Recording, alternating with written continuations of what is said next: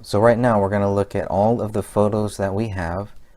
I've tried to separate them and sort them so that I can give you all of the different photos that we have of the front of the house, back of the house, west side, east side, etc., room by room, based on all of the photos that we have from the Apple Valley Police Department and from the BCA. We're starting here at the front of the house. Good thing to note is the snow. Note where those presents are. It's very important to know the distance of this window here and how high you would have to be up to actually see anything on the ground, or to actually see where those bodies were, or to even possibly see where the blood writing was. It's not as easy as some might think. So again, this is just the front of the house that we're covering here in this section based on all of the photos that we have. Not in particular order, but I try to give it some type of order here. And you can see the way that the presents are laid up. This is after Colin Prochnow stacked them up too, so it's not like this is how they were found. We don't really know how the presents were found. Colin Prochnow knows, and maybe he stacked them up the same way that he saw them. I'm not sure, but I think it's very important to note that this is not exactly how the presents were found. They were more scattered. Based on what Colin told the cops, they were more scattered down. These presents were probably out there for about 3 weeks, I believe. You can see the window there, and you can see the curtain a little bit open. You can see that in several of these curtains here, and the window curtains, they're kind of open. Note the snow too. It's also very important to note the snow. You can see another cable going there. But you can see that the driveway, there's no snow there. How much snow is on the roof, and is this common? Is this just the way that it should be? I wonder if by looking at the snow on the roof, could you get a good view, a good idea of what the snowfall was like, when the last snowfall was. Obviously you can go and you can actually look that up. Several different websites that you can look it up. Dan Hinnon has looked that up, and I guess it really wasn't that snowy. It wasn't really snowing at this time. Snow was on the ground, but that was about it. All right. It is a common courtesy in this state to blow out or to shovel your neighbor's driveway. So Colin Prochnow did that at least once, maybe twice, to this house. We're not really sure. But he didn't hear anything, didn't see anything. There was no activity in this house as far as they knew. For at least before Christmas. I think Judy Prochnow said the last time they had seen the Crowleys was before Christmas. Nice little town here, some nice shots. Some of the shots I don't really understand why the police took, but that's all right. You can see everything is taped up here. But again, look at those shingles. Look at how much snow is on top there. And we get another wide view, another angle here from across the street. Police cars are there. Police tape is there.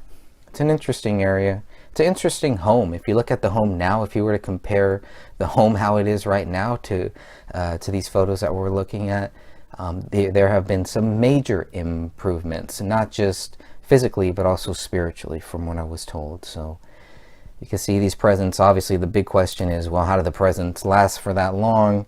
And they don't look soaked, they don't look wet. I mean, the bag does look wet, everything does kind of look wet. That's just my view on it. So I don't know what type of wrapping paper that would have been, but very curious to see that. Okay, thanks a lot. We've just gone through the front of the house. And we're now going to look at the presents and the front door as well. So we're going to get a little closer view of those presents, of how they were. Again, this is not how the presents were found, but this is how Colin Prochnow stacked them up. At one time, Colin was going to take them back to his house, and for whatever reason, he stacked them up, heard the dog, and saw the dog attack that window. So now we're going to look at these presents. I don't want to hear any complaints about these presents. There's nothing wrong with these presents. These are great presents. There's nothing. Some of that stuff really bothered me, but maybe that's just me taking it a little too personal of what people say. Everybody has the freedom of speech. You can say whatever you want. So these zombie targets, that's all normal too. It's just one of the zombie targets looked like one of the guy that was shot in that Bundy case. But so we're looking at these presents. You can see the damage of these presents here. You can see that the paper does look warped. Yeah, there's that brown bag. And inside that brown bag is where that $14,000 check is going to be, along with the bill from David's lawyer. Both of those things are in there. I think the bill is only about $500 or something like that. But you can see these shooting targets. You'll see some of the same shooting targets will be found in the garage. We'll see those later. But very heartbreaking stuff here to really see these presents. And apparently they were there for about 3 weeks. And I know some people have raised some questions about, wow, they look really good for being there for 3 weeks. And I would have to agree, especially if those paper targets were just set up like that, just set out there. But if there's no snowfall, okay, and they were kind of scattered around as well. That's the interesting one right there. And there is another very interesting one. These zombies, I'm not sure what's up with the whole zombie thing, but inside this one is a world map, and I believe that is from Ranya's grandfather. Very cool map. I actually want that map. I need a map like that. This one is an interesting toy. We happened to get this for my nephew the same year that I was looking at these photos. And it is a very frustrating toy here. I don't know if you've ever tried that, but this is brain work. This is good for the child's brain. There was a lot of good things here. Coloring crayons, just the, I don't know. Okay, I'm not going to go off on some of the comments about what people have made about those presents, but now we see this flashlight here. We're seeing some of these other gifts. Wounded veterans are in crisis, the VFW. This is a gift to Rania from her aunt, and that's awesome. That's great. And you can see Rania draw. She draws a lot, right? She's always drawing, always got that stuff out. So they got her a nice little pack there. I think these presents are great. So I'm not. And here's that world map. Nice world map there. And there is the invoice for $50. Okay, I said a few hundred. Okay, obviously it's not. It was for $50 to Hothead Productions, which is David Crowley. There's the front of the house. We're going to look at the front door. They're very clear to focus. Take multiple shots of that front door and to just see no forced entry, I guess is what they're looking for. This is one of their, so they believe there was no forced entry because they're looking at the door. Door looks good. We're even going to look at the inside of the door here. We're going to come back to the inside of the door as well. You can see some shoes there. And you can see some of this door looks brand new. Some of it looks old. Just an interesting thing about the door. And they're just showing there no forced entry. Some scratches, some marks, some things like that. And they're very clear to focus on that. It almost looks like it was kicked in or something. It's weird. I thought that was kind of odd, but that wood on the last part was kind of strange. So here's the mailbox. You can see this nice mailbox here for 3 people. 1051, 1048, and 1047. And you'll notice there's only one paper in there. There's a few papers in the 1048, but only one paper. One Sun This Week newspaper. This is a weekly newspaper that was free. There should be 2 more. There should be one in the house, which we'll see later. There's one here that we can see. And there's 2 that are missing. Where are the other 2? I'm very curious to see what happened with those other 2 and why they're not here. But as you can see, there were in 1048. So here is the mailbox that's open.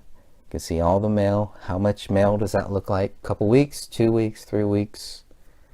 Your guess is as good as mine. But those dates on the mail will be very, very helpful to see.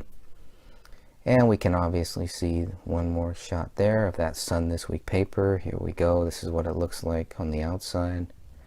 January 2nd. Dated January 2nd, not delivered January 2nd. Very important to note that. We'll come back to that. All right, they pulled out some of these documents to see. And what's interesting is Tara Becker was actually standing next to the mailbox when the mailman came. So it kind of gives us an idea of when the mailman would actually show up more in the daytime, maybe around 1 p.m., 2 p.m. But here we have some more mail. I noticed one thing here, Hothead, right? There's the Hothead Productions, 1051. Crowley, here's another one. I don't know who this one is from, but it's postmarked December 29th there.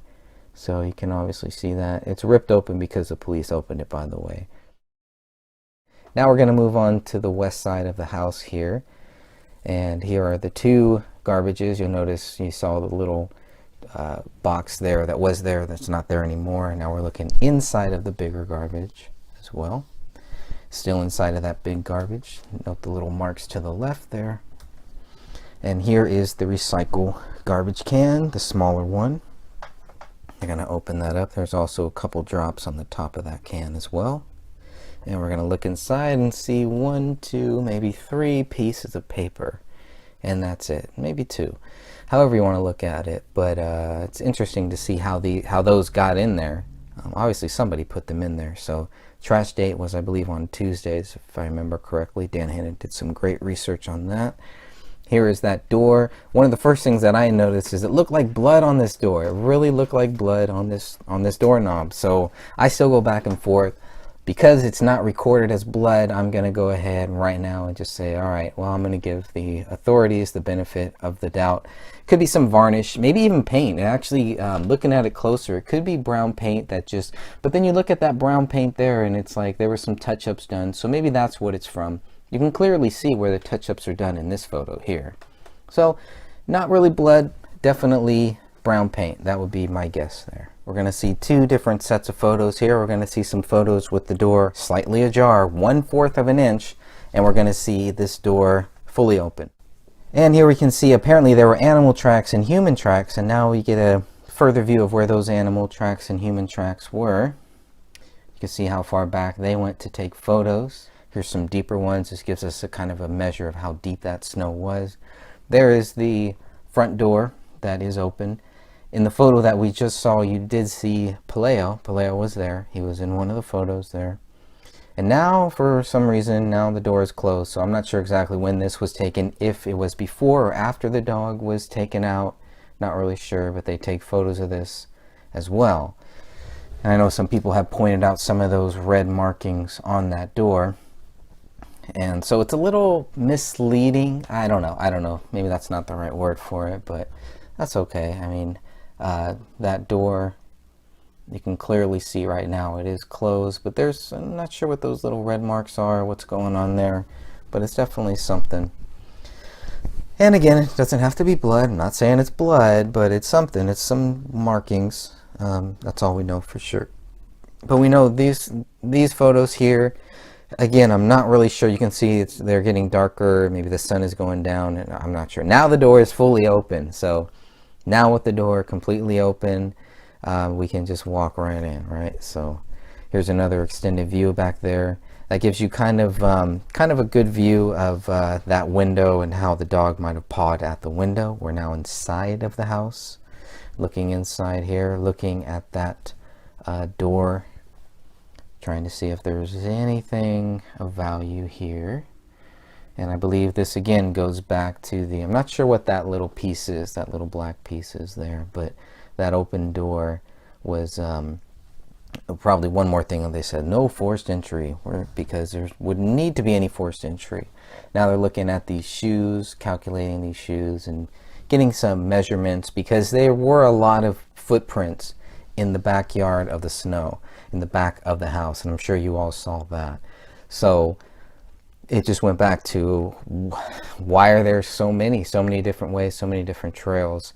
So they're measuring their feet, and they don't really ever come to the conclusion, I don't know how they ever could, to say that, well, all of those footprints were ours. They don't really say that. There's human tracks and there's animal tracks back there too. So it could be critters. I'm not sure what type of critters would be in this area. Obviously there was something. Couldn't have been that dog, because the dog was locked up in the house for 3 weeks according to official reports, official theory, I should say. These shoes, these Skechers, I think these are David's shoes. I think these are David's shoes from inside of the house, from behind that recliner. I could be wrong, but I thought that was interesting that they took photos of them wearing the shoes, and then in that one they had photos of them not wearing. So now we can see all of these tracks, tons of tracks there, right? Some human, mostly human, but somewhere in there are animal tracks in there as well. How deep is that snow? For all of you snow lovers and all of you experts on snow, tell me how deep that snow is, you think. I'd be very curious about that. All right, and that will lead down into the basement. You can see a little dent there. Now we're getting into the windows. We're still in the back, right? We're still in the back of the house. We can see those curtains. We want to see those curtains. One of the kitchen windows in the back was also unlocked. It wasn't open, but it was unlocked. Everything else was locked except for two things in the kitchen window and the rear slider. Everything else is locked except for those two. So there you go. So no need for forced entry. You got two ways for people to get in, right? And we're now going to look at the east side of this house. Again, you can see lines going from the top level into the basement, at least two there.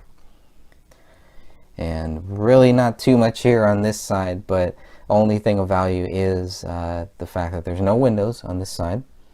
You can see maybe some animal tracks right there on the left side, lower left side there. But other than that, that's about it for that one.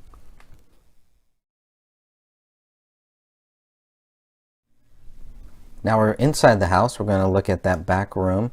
One of the things we're going to notice about that back room is we did not get any photos of the back room when we got the first 464 photos from the Apple Valley Police. Look at all that dog poop. You can see a lot of dog poop there. I think this is one of the areas where the dog was kind of going poop. This is misleading because the basement door to the left looks closed. It apparently, in my view, it was not closed. This door was open, meaning the dog had access to it. You just saw to the left, you just saw dog food there. There was dog food. We just saw the image that we just saw right here is the only image where you might be able to see that there was a bullet in the living room ceiling. But we're looking at the kitchen right now. We're looking at this back room, and now we're going to the kitchen counter, and you can see there's some milk bones on that counter. You can see the coffee. Can you measure by the food, by what you're seeing, by the coffee, by this, can we measure how long these bodies were there? There's some money in there. Number 11, I'm not sure what that is, but you can see some pills out there on the counter. Definitely had some there in that drawer. And this window is probably the kitchen window that was left open. It's the only kitchen window, so it must be. And of course, here we go, the grease as well. We've done a couple grease tests. Done a couple tests with this stuff, and I think we need to do some more tests on this. How long was this pan sitting there? How long were these things sitting there? Looking at the refrigerator. We never got photos of inside of the refrigerator, but I would have loved to have gotten some, and I hope that in the future we can get some photos to see what is inside of that refrigerator, because we don't see any beer anywhere. We see nothing like that. University of Minnesota, School of Public Health. Here's that note that we see, which I think is between David and Kamel, back and forth. You know, couples writing weird random letters.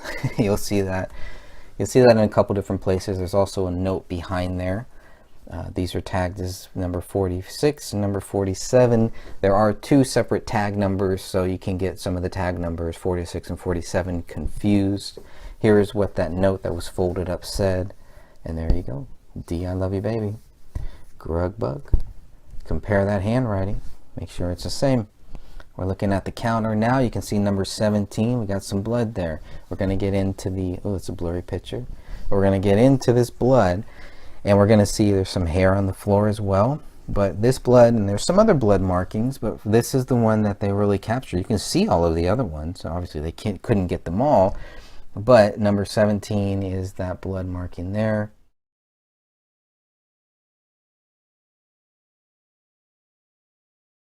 And there's number 20. This is underneath the counter, that kitchen island. This is underneath that kitchen island, this kitchen island that we're looking at here.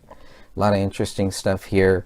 And I don't know if there should be, I'm not sure why the cell phone is there. It's bloody, but it's placed there. There's some blood on that tissue box that we'll see as well. And we'll see a lot of interesting things here. That's number 26. Clearly see that, and that is clearly a finger from my view. But why is this here? Not only is this here, look at this, okay? So you have a bloody phone that has a crack in it, a couple cracks, but the headphones don't look bloody. Nothing wrong with those headphones, but it's all taken out of the pockets. Somebody said we got to take this out of our pockets empty your pockets, buddy. That's the first thing that I thought of. Lighters, there's another lighter. You're going to see lighters everywhere. Lighters all over this house. Okay, that looks like, it looks cracked to me. It looks cracked. So I'm looking at the cell phone, number 35 there. And look at all that blood on there. There's a lot of blood on that thing. But what's interesting is there's no blood on the headphones that were on top of it. Now we're looking at the other side. They've turned this over. This is David's cell phone. There's really no doubt for me. On the island counter is David's cell phone. Here's another little iPad that we're going to see, number 6. All of these things, all of the electronics were taken in. They were gone through. They went through everything. And they found no reason why David would have committed these crimes. That needs to be clear. Here's his driver's license. I mean, everything is just right out there. It's, oh, hey, I just killed everybody. I'm just going to throw it, put everything out of my pockets. And yeah, it's just, no. I'm sorry. Not following it. All right, there's some of the BCA documents there, which is kind of odd that they have all that there. And we're still looking at the counter. There's number 16. So you can see the trajectory of the blood, maybe. Are these, you know, is this a result from somebody being shot? Is this a result from somebody wiping blood off of their hands? It's definitely blood on that cell phone. This kind of looks like that there was somebody shot there. So there we go. So now we're getting into the laptop. The laptop is one of the most important things that we're going to see here. Look at that little Bluetooth little device there. Number 24. And number 25 has some blood on the side as well. It's very important to see that. There's 25 without the label. And there's 25 with the label. And there's a lot here, right? What is going on here? Look at that. It's just, it's kind of just scattered around. It's just kind of, it's just kind of there. It's kind of out there. But be very curious to see what those test results were. Now the MacBook Pro was off. You can see the screen is off. Here we are, another indentation. But looking at the keys, judging by the keys, number 24, you can see exactly what was written, most likely in blood, what is covered in blood and what is not. So everything, I have loved you all with all of my heart. All of those keys should be bloody. That white, I think, is more snow, more related to some type of snow. I could be wrong again, but, and there's blood all over there, all over this keyboard, there's blood. Even on the command key, you see some blood there. On the shift key, and some blood on the lower side, number 23. Almost looks like a palm print there. So you could, in theory, compare this palm print to what you see on the floor and see what is a palm and what is a foot, but I'll leave that to you. There's some hair as well. A lot of hair that's mixed in with this. You can get a closer view inside of that cup. And now we're going through not only 23 and 24, but we got ABC. Now none of this is going to show, none of this is going to tie to David. So they can't prove that David wrote this. That's the way that I interpret it. Because if they cannot tie this to David, how do they know David wrote this? They're claiming David wrote 3 things in 3 separate rooms. Okay, you can claim that, but can you prove it? And the answer is no. Did you try to prove it? Yes. And the results showed no. Why? Because they could not get a sample of David's palm. Well, then how do they know that David did it? Here we go. Here's another. It's not luminol that they sprayed here, but they did spray something similar to it. Many people have pointed it out to me what this is, and I hope somebody will leave it in the comments. I can go and look up. I can go look that up too as well. But that's why I love our group members and our non-group members and all of our great people that are looking for the truth to find out what is going on here. So they spray all this, and still nothing. Still no tie to David. Oh, how sad. Well, then how do you know that David did this, right? They're accusing, they can't prove, but they still keep accusing. If you accuse and you can't prove, the next step, the third step, should be to say he's innocent.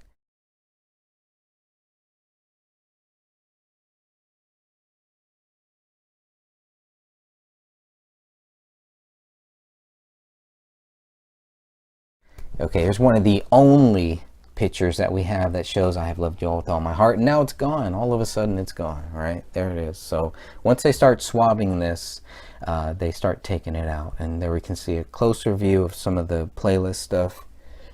Now, obviously, you can see some of these are not in order because you can see the screen is on in some, it's off in some. So there's the back. You see that love. There's a lot. It's a key thing here is love.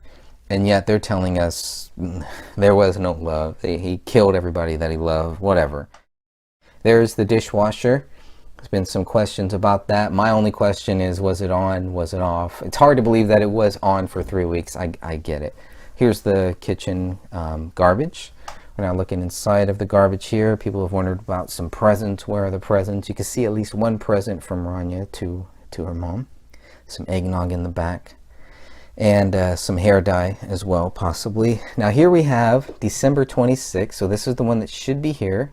Now the date on which this was taken to the house is still in question because you have 3 different people telling you 3 different stories. The guy who dropped off the paper says one day, his mom says a second day, and the person who is in charge of this paper going out gives us a 3rd day. So you can look more on that in my gray stage article that I did a long time ago, but it definitely covers that and really makes my head scratch. And the only thing left to do is to ask the coordinator what the heck was going on here. So here is the dishwasher, and we can see the dishwasher is open. It was found open. This is how it was found here. Number 22, this little blood, another little blood speck. What is this blood speck doing here? All the lights are on that dishwasher. Here's another close-up view. So if the lights were on, that makes me think that they were about to run this and something happened. The scene was interrupted. You can clearly see that by the fact that you see the dish soap there. The dish soap thing is open. So I don't know. Here's number 21. These little spots, where are these spots coming from? How do these little spots get here? But there's no other footprints or anything like that in any of the other areas. It is strange. I definitely agree with people who have brought that up. It is strange. Where's all the footprints? Where's all the fingerprints? Where is everything? But then you have one little spot here and a little spot there. Okay. Okay, we're now looking at the photo leading into the living room. And here is that living room looking at it from the kitchen. And there is the blood writing on the wall. Very disturbing. You can even see a foot at the bottom of that photo there too. Just some of the tips of the feet. And you can also see on the couch, if you're looking at this image on the left side, there's bone wrapped in hair. We're getting here a closer view of the Allahu Akbar. A little blood there on the ceiling, possibly. Look at the time. That's very important. The books that are over there. There was a Quran found, so the question was that Quran part of this? Was it on that bookshelf there? And the question about the blood writing, was it a live hand? Was it a dead hand? Was it a gloved hand? So those were some of the things going back and forth. This gives us a really good view here of what was written. There's a very sad picture, cool picture of all 3 of them together, and a close-up of that one too. This is on that bookshelf, so I was wondering where and of course one of the only images of the bodies that you can see there, and possibly the skull. I think maybe the temporal bone. I know it's been some back and forth on that, but there's that skull there. Some of the Quran pieces, a lot of Quran pieces torn out, different areas, and the question, I guess, would be, was this purposely laid out like this, right? Were these just random pages? So I never really got too deeply into the pages that we're seeing here, but it's very interesting stuff. There is the live round that was found. That's an interesting one. How did the live round get there? And you can see some other flesh and hair, lots of hair everywhere, all different types of hair. There is the part of the teeth in the upper corner, and a close-up of that knife, which is open, which to me would also show a sign of a struggle, maybe not forced entry, but a sign of a struggle. Was the hair cut? There's no indication where the documents say that the hair was cut. Here's a knife, how we first got it. And I thought it was just camouflage, but there was blood on that knife. Some of the shell casings. These are all submitted for testing, and nothing is found on them. So no tests were conclusive as far as I remember. And there is the hand. Look at David's left hand, the hand sign that it's making. You can see the Quran there closer up. Number 4, it's item 4. There's another one of item 9, which is another shell casing. And of course some more hair and some flesh, and just mixed in. Look at everything that is just mixed in. Was that from the dog or was it something else? I'll let you decide that. Christmas tree. That blue tube in the back, sometimes it's up, sometimes it's down, so that gives us another indication there. There's number 30 with another shell. They're all tested. All of these shells are tested, but nothing's really found, nothing of value if I remember. It will be good to go back and look at that. But the living room is definitely the most important part because that's where the bodies were found. And the lack of blood, unless the blood is mixed in with that carpet there. And there's item 31, which is a fragment. Item 31 was one that they used to compare to item 57 later on. There's another shot of the skull in the upper corner there. Here's the Quran. Open to this page, it was interesting. You can see a little bit of David's finger there. You can see how close the Quran was. Well, the other question is how close was the actual gun.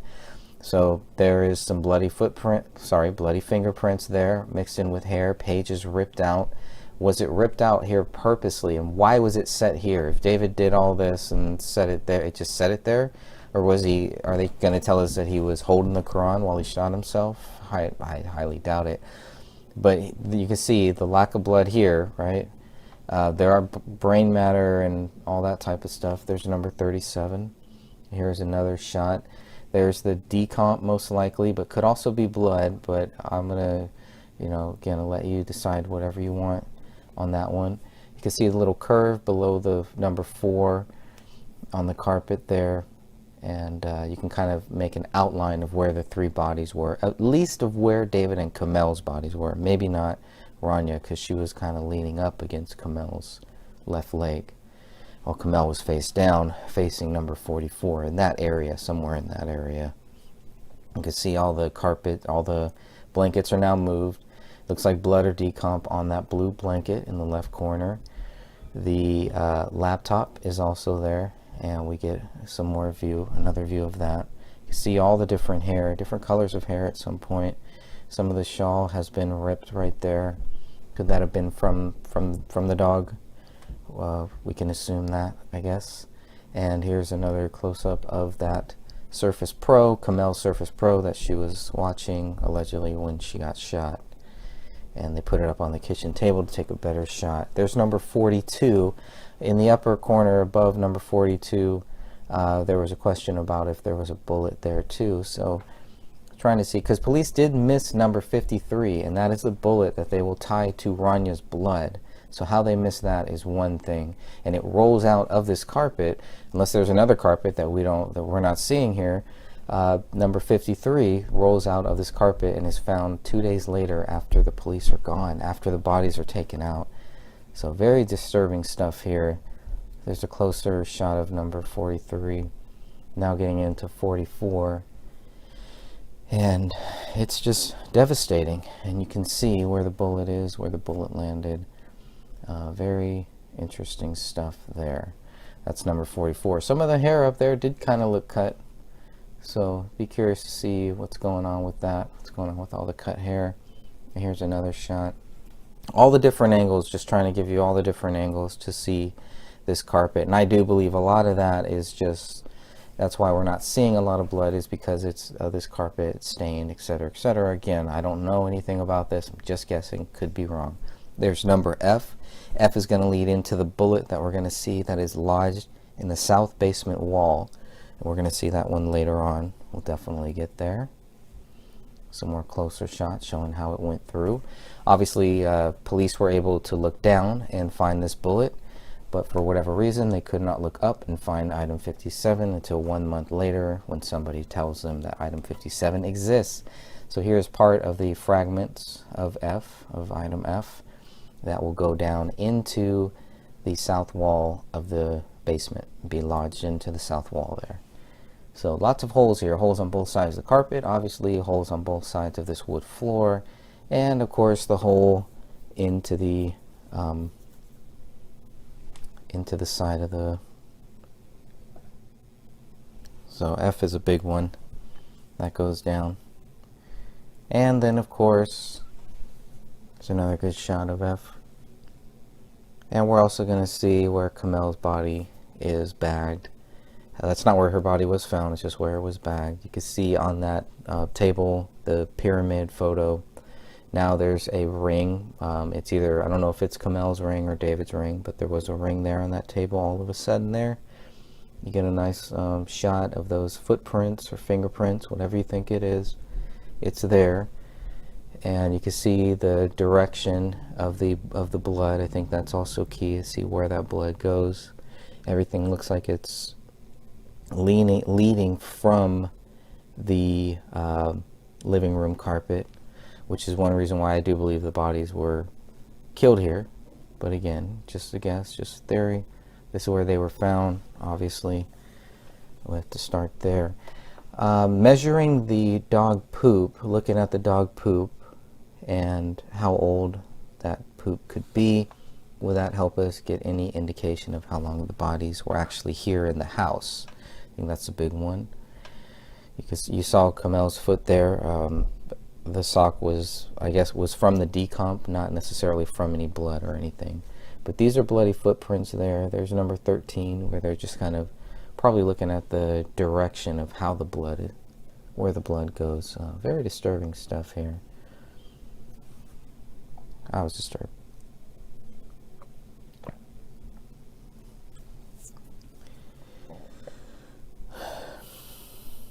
Going back to those prints there.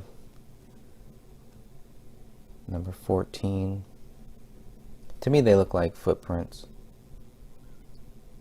The authorities call them footprints. They're labeled as footprints, but again, you can judge for yourself what you think it is. But that's number 14 there. Different number 14 than other 14s you might see, because there's different item lists. I think there's three lists. And that to me is number 15 is one of the more clearer ones that looks like a foot, like a right foot. And more hair everywhere. How far the hair went and where some of the blood was. Here's another interesting one where you just get some of the little blood splatter there. We're number 16. Looking back on this floor here, again, you can kind of see where the blood is coming from and get some idea there. And that could be because there's so much blood on that recliner. Maybe that's why we're not necessarily seeing a lot of blood in the area. I don't know. I mean, I'm just trying to look at all this from all different ways here, but definitely some of the later photos, like I thought that they would, do show more blood. Not everything is tested. Even that looks like maybe a little paw print or something there. Might have been a little paw print in that one, because the dog was walking around next to number 18, to the right of number 18, and then here in the center of this photo here as well, kind of looks like maybe a paw print. But I don't know, you would kind of expect more. The dog was definitely here. There's dog poop there, so it was in this area. There's, you know, the lack of blood, I guess, is what it goes back to. There's number 2, obviously. Number 2, that's another interesting. Why is number 2 way over here? So I was curious about that, but okay. That's another casing.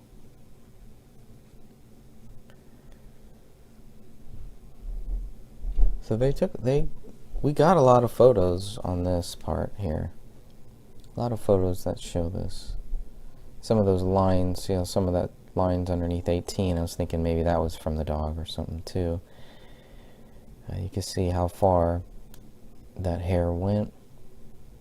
And why was there only one right foot? Only the right foot was bloody. That would be the logical answer, I would say. Yeah, very disturbing. Very disturbing images here. For many reasons. That one kind of looks like they're countercrossing. Number 14 and E kind of look like they're countercrossing. So that's D and 15. And I think where E is, I think that's the same foot. So, but man, very wide steps. David was about 6 feet tall, maybe a little under 6 feet. So, but it would have to be very wide steps. Just take one off the carpet and then one to the to take out everything from his pockets. And then go back, I guess.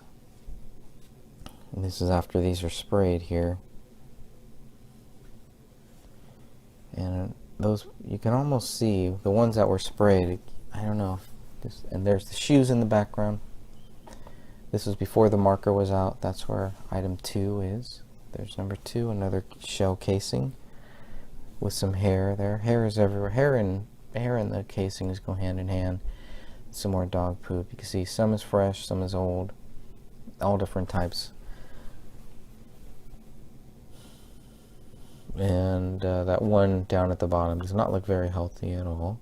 So again, this is just a collection of all of the photos that we have that we're going through. So you're seeing some of the same things. There's the 3 body bags. Not where the bodies are found. Again, couch is pushed back. Now this recliner, item 34, makes you think somebody was shot at a low level, maybe on the ground, face down, I don't know, face up. But this whole area, this 34 area, that is not ever... it's not ever tested. It just kind of gets lost in the shuffle. I don't know what they could have done. They could have ripped that out. If they were able to rip out some of the south basement wall, why couldn't they rip out a piece of this recliner and test it? And then how did the hair get way up there as well? And you can see some of the blood splatter and how far it actually goes. How close would any body had to have been, and from what angle, from what height? This cage where the dog is, the dog could have been put in that cage. It was left out purposely. Maybe the dog at some point was in that cage, and you can see how far some of this stuff goes, or that item, that number 32, and how far that goes out there, right next to where the dog cage was. This stuff travels. It's going very, very far. How does it get way over here? It has to go past the Christmas tree, past that recliner. It's very interesting, unless something was dragged here. That was kind of my first view of how you could see in the upper right corner where the yellow marker is. Kind of looks like something might have been dragged. And they're going to find another casing there. It's interesting the way that they label. I guess they're labeling them from just walking from everything from the back door in number 2. I believe this is going to be number 3. Yep, number 3 there. You can see David's shoe. That was a shoe that I was talking about to compare to the one that they had for his footprints in the snow. Nothing came of that. So there's number 19.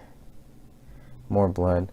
And just spots, right? But what angle? From what angle? Where is it going? It looks, kind of looks like multiple, right? We got 2 different angles here. It's an interesting one right there. 22 is kind of like, was something dragged? I was wondering, was anything dragged here? And if it was, why did it kind of stop here?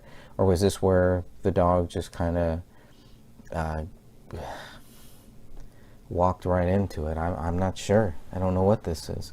That little the little water spot, though, I believe is from the authorities when they came in through the back door from the snow on their feet.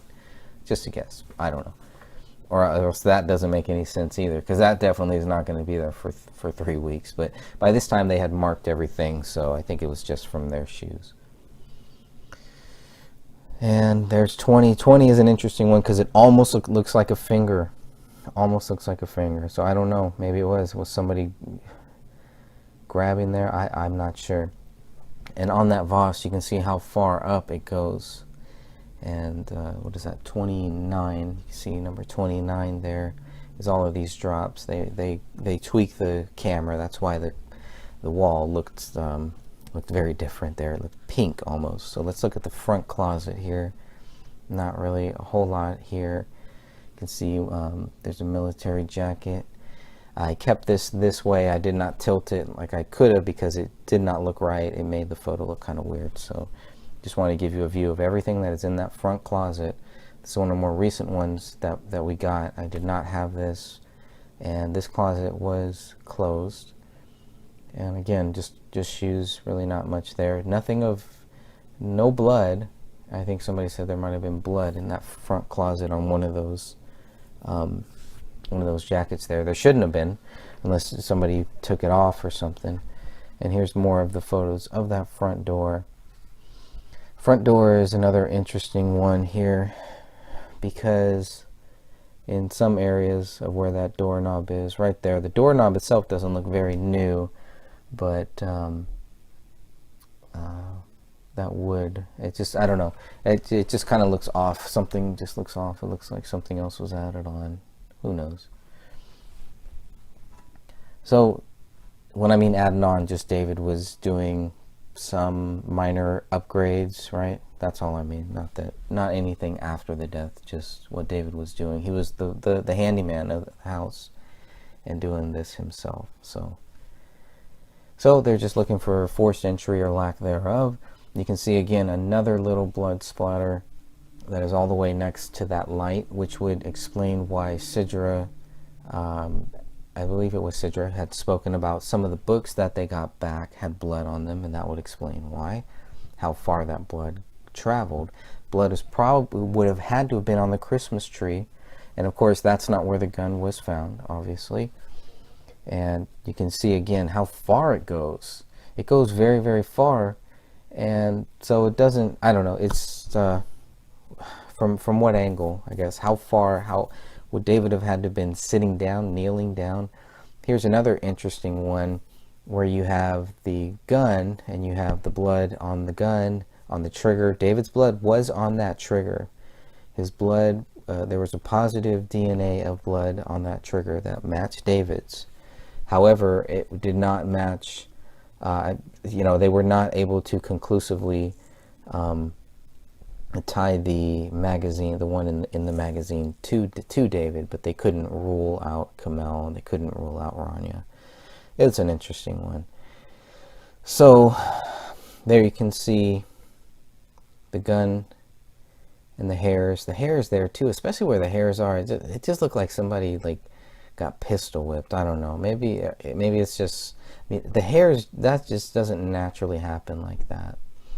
So at some point, I think whoever had this gun, they had to reload, because you can see some of the markings there. Now they tested those, but they could not get a conclusive match to David on those prints because they didn't have a match of the prints.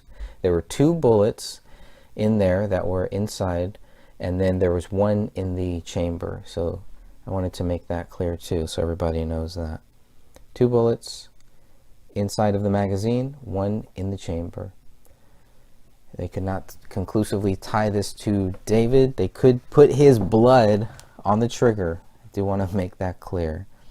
Let's move on to the hallway and the office bedroom.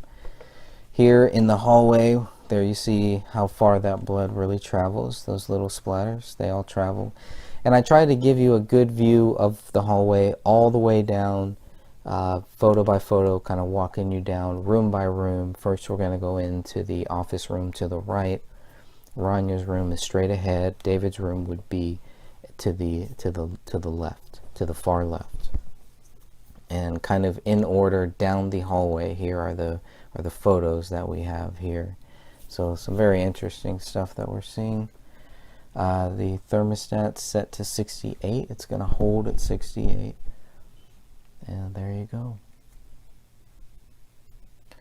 There's your temperature. So here's a collage of some of the photos there. Kind of looks like this might have fallen down and was picked back up just by the way that the photos are in there. Unless it was purposely meant to be like that. I find that hard to believe. So I think at some point that fell down. And here there's egg on your face, and you got the photos there. Nicer view. Better shot there. All the family. So I mean, they had photos up of their family. Didn't seem like they didn't love their family, or it didn't have a big problem with their family. Whatever it was, there's no indication that it was something too serious, just based on the little information that we have here. So going down that hallway, next to the office room, right outside of it, is number 27, which is it's definitely blood, right? You can tell that it's blood, but from a finger, most likely, right? All right, now we're going to go into the office bedroom. We're going to look at the couch. There's that couch there, similar to the couch they have downstairs in the basement. There's what's going on. There's what's in the garbage can.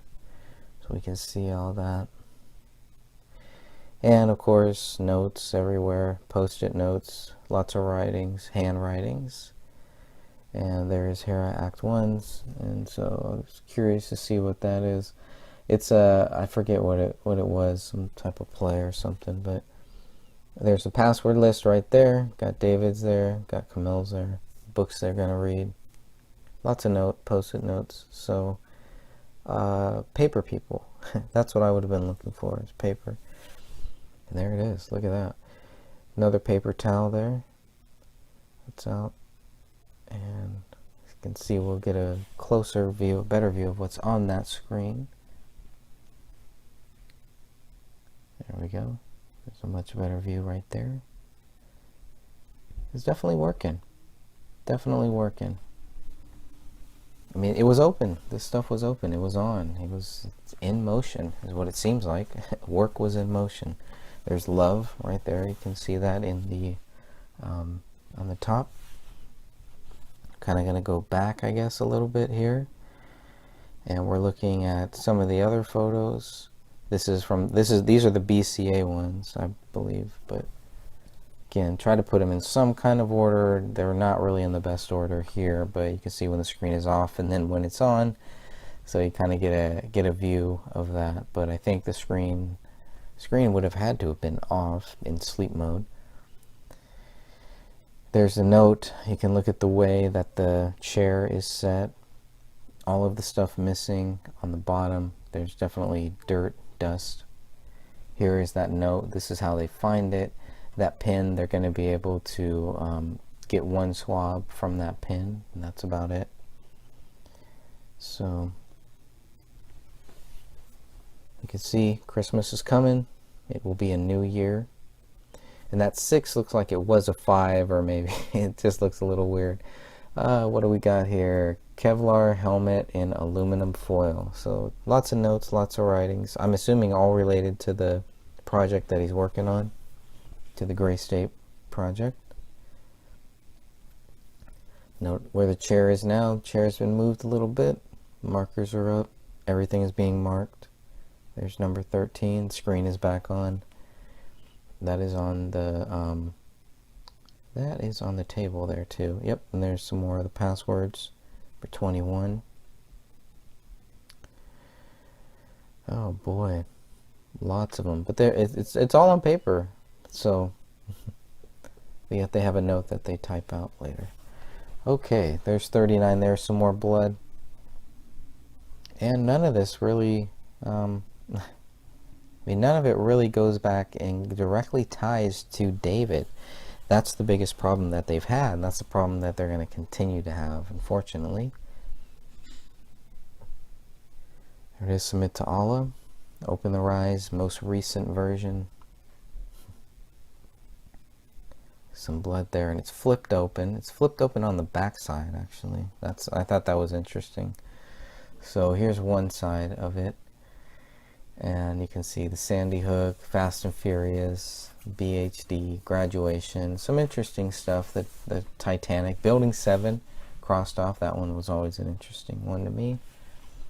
And here, if you look at the lower level, it just looks like an area where something was wiped up, or just not that much dust, whereas everywhere else is very dusty. So here are the terabytes, the hard drive, the terabytes of data that they got, that they didn't find anything showing them any motive of why David was guilty. Nothing. There's nothing there. But of all of these terabytes of data, interesting. Yep, they'll still just say that he's guilty, and that'll be it. Got one of the family pictures, and there's another one there. Nice hard drive. Got one of those. Lots of hard drives, lots of backup hard drives. Everything's stored, kind of, I guess it's stored offline. There's an old school one. Good for photos, things like that. Seagate. Yeah, everything back up. Everything is being backed up. GSC, Gray State. Oh, Gray State C, Gray State B. So A, B, C, D. So a lot of these could have just been, copy 1, copy 2, copy 3, copy 4. Or maybe it was just, part 1, part A, part B, part C, etc., etc. There's GSA. Be curious to see if the same stuff on GSA is on GSB and GSC. A little blurry there.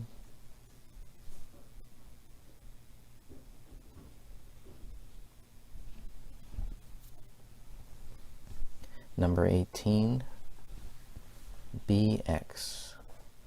Number 19, HHP, Hothead Productions.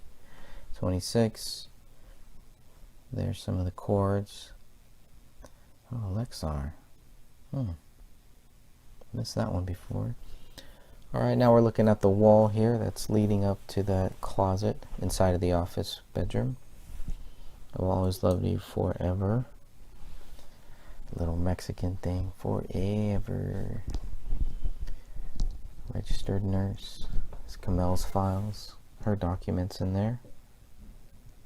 It's a working office. There's another, maybe iPad, Surface Pro, something like that over there as well.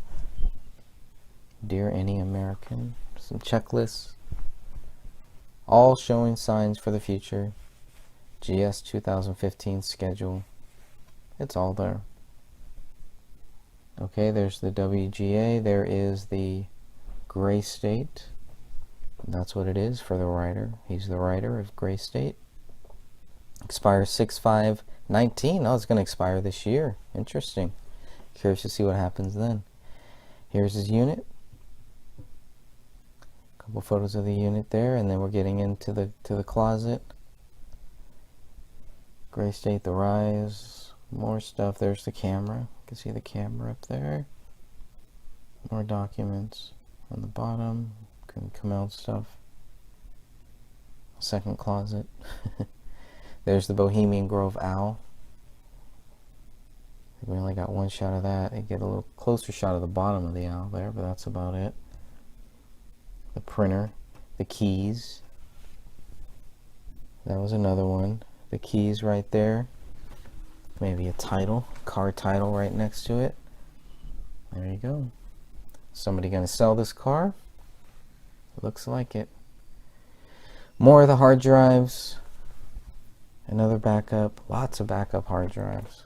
But I think the keys on the table were some of the most interesting to me. Yep, another hard drive, another backup. GS Backup 03. Look at this, the Rise. Oh, more stuff about the Rise. I mean, definitely doesn't seem like someone who's coming to an end. It seems like just someone who's storing things, stacking things, having databases, having backups for backups, and there you go. Everything is backup. CT backup. The keys, a little closer view of the keys there. Another archive 003. They're labeled. Everything is nicely labeled, so he knows what's on them. That would make sense. There's a Seagate. Another little hard drive there. Again, they have all of this stuff and nothing there. Now this one's interesting because it does look like maybe there could have been some blood on that. This Hothead one, this is on the couch. I'm not sure where that number 35 came from, but there's more backups. There's a lot more stuff in there as well, more hard drives. Now the printer, number 36 here, and we're going to see it was, and there was another lighter at the bottom of this desk too. But here is the contributor list. I believe this was from the Democratic Party, 2007 maybe. I always forget what year exactly, but David had that list in there, and he also had, there's their marriage certificate. But yeah, it was curious that David had that list, and it was curious that that list was inside of the printer. It's not very likely people leave it in the printer. That's probably another hard drive there, number 37. And now we're looking at the wall. We're going to look at some of Kamel's accolades. But I think the fact that there was the printed up stuff inside of the printer still on in the printer tray, to me that also looked like a scene that was interrupted. That's just my view. And there's some more of the Kamel, the University of Minnesota, Master of Public Health. Very cool. Now we're going to look at the daughter's bathroom, the second bathroom inside of the house. Here are the two sinks. You can see one is used, the other is not. Used by the daughter, by Rania. I don't know if she had to use like a step stool to maybe get up there. Or I'm not exactly sure how tall she was, but there's a sponge next to it too, almost like it was going to be cleaned. The way that the sink is, I guess, not this sink, but the other one that we're going to look at, but the way that the second sink is, just is kind of odd to me. I guess, you know, you brush your teeth, but generally you would wash it out, or even later, a couple days later. So it makes me wonder, when was the last time that they brushed their teeth? There's the three photos, and I've had some differing views on those three photos as well. They look kind of odd to me. I'll just leave it at that. You can see the toilet seat is open. Two towels there on the floor. Another thing to note, there is toilet paper there, but we're not going to see toilet paper inside of that toilet, as far as I know. Close-up of those towels. You can see that the toilet seat lid looks wiped, but is that toilet paper, or is that more closer to possibly towels, paper towels, or is it something else? It's not bread, it's not food. There's another cup, but there's the toys, but the curtain is not up. So another strange thing I would think would be taken into consideration.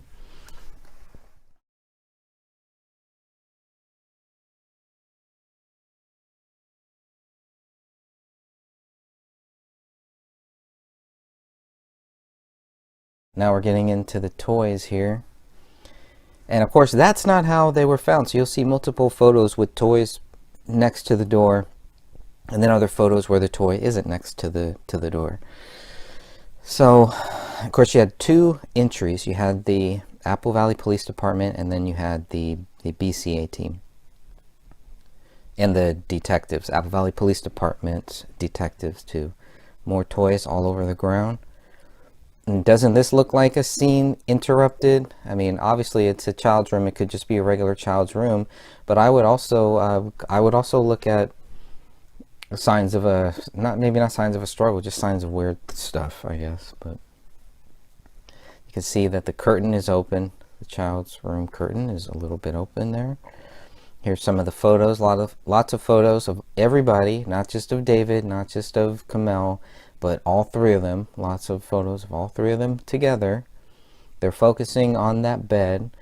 They're just taking photos of how they found that bed, seeing what's on this wall here, into My Little Pony. Now we're getting closer to the closet, and no blood, nothing like that was found. Nothing of value, pretty much, from what they're telling us, was found here in this. This is all just normal, just a regular child's room. And nothing suspicious, no signs of intrusion, no signs of a struggle, nothing like that in this room. There was also another world map at the top that we kind of missed, but there was a world map there as well in the upper left corner. Okay, now looking at the master bedroom, first thing you notice, dog feces. Notice the socks on the floor. That window was open a little bit. Now watch this bed. Watch how things move around as the investigation continues. You can see the gun safe in there is open, but as it continues, you'll start to see things on the bed moving around here. Of course, you can see the dog feces there. You can see which rooms the dog feces was in and which rooms the dog feces was not in. There's the socks. There's a little notepad, a little piece of paper. Anybody could have written a suicide note right there if they wanted to, but guess didn't do that. Getting a close-up view here. Nicer view of the pen and the paper. Nothing on it, nothing of value. They don't mark it, they don't take it in for evidence or anything, so I'm assuming there's nothing of value on it. You can see the number 38 on the gun safe in the back. There's a magazine, a full magazine inside of that gun safe there. You can see it looks like it's plugged in somewhere too as well. See right above the Vicks Vapor Rub, and you'll see in some of these photos the vacuum is out, and other photos the vacuum is in. So we're going back and forth a little bit here. And if you look at that bed, looks like some of the bed sheet might have been cut a little bit on the right side. So again, one of the windows, both of the windows look like they were And they were just open just a little bit at the bottom of the curtain. Of course, right there, they're not. You'll see some of that stuff that is underneath that gun safe at one point. Some of that stuff will be on the floor. It does look like a gun holster that is in there. You can clearly see a marijuana pipe, some wristbands there. And this does open, this safe does open two ways. There's also a set of keys that we can see. But the safe does open two ways. It is by the touchpad up top, which is probably like a keypad. I believe it is labeled as a keypad. And you can also open it through keys. There is a place where you can insert a key as well. And there you see it right there. Unless you got to do both. I don't know. Be good to find out. There's that lamp. Full mag inside. Mag looks black, but it's actually silver. And they'll give us some close-up views there. It's number 44 and one of the evidence tags. It's from another angle. Almost looks like there's something at the bottom, like a S at the bottom. It's interesting too. Safe is number 38. The safe is taken as evidence, whereas number 34, the recliner, at least part of the recliner, is not taken. Of course, big difference in the size, but still. Some things are taken, some things aren't. There's no blood on that gun safe either. It's just touch DNA, and it only matches Kamel. Another close-up view. It definitely looks like a 5 at the bottom in that view. And here you can see that this is loaded. There are 11 rounds in this one. That was made clear. At first I thought this was tied to the murder weapon, but it's not. This is the second one. This is the one that's found in the gun safe. Has hollow points as well.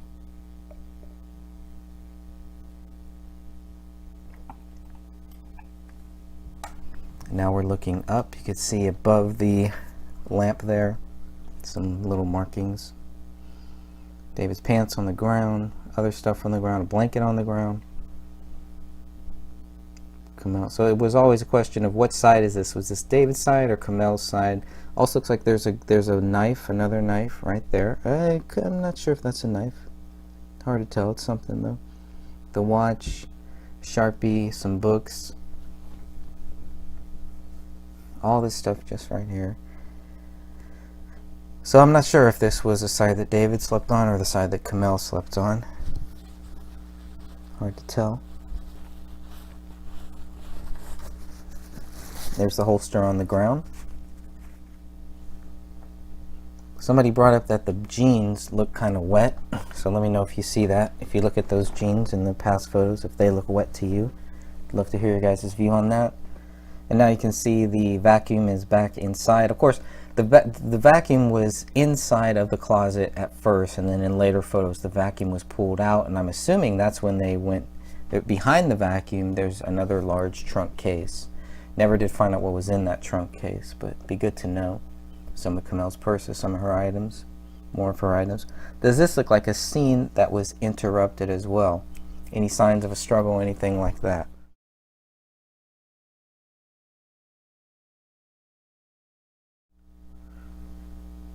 Looking at more, see the wire going up next to where the books are. I was curious what that is, just a set of lights or something else. The attic is right above this area as well. Probably connected to those lights up top is where that power plug is going in.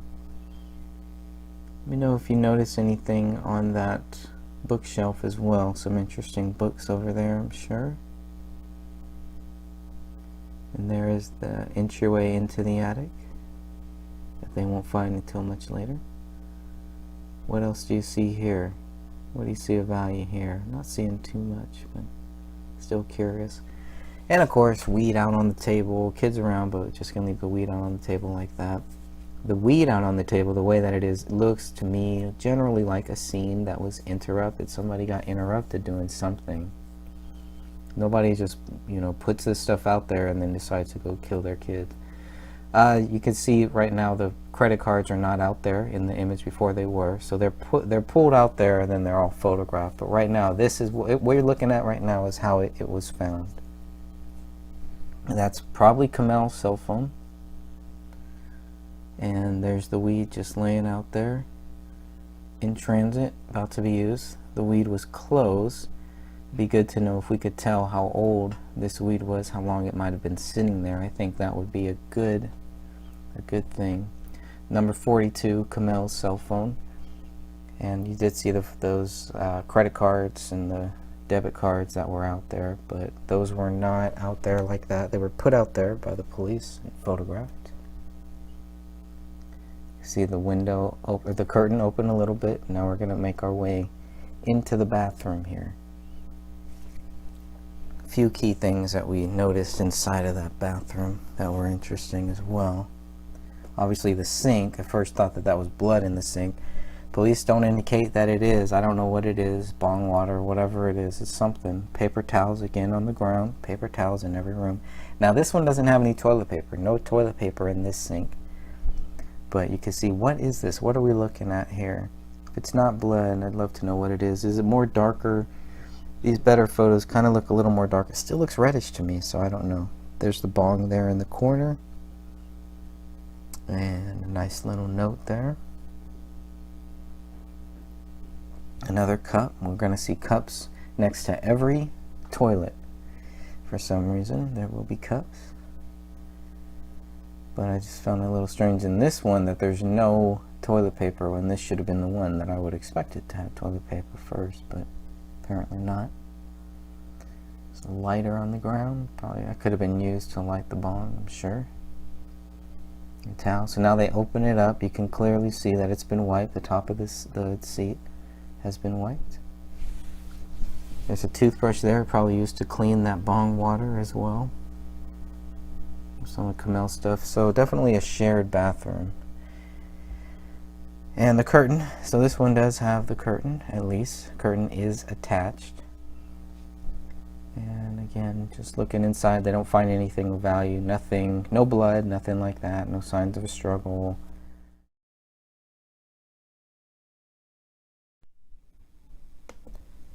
We're now looking at the Crowley garage. We're going to see the two cars in there. The black car was the one that Sidra dropped off in October, and the gray one is one that Mr. Alam bought for David. Here's David's little tool shed area. You can see all the nice tools there. Some interesting stuff on that wall. There might have been a camera mounted on that wall, has been one of the theories. Haven't really found too much to it, but here's another close-up view of that desk there.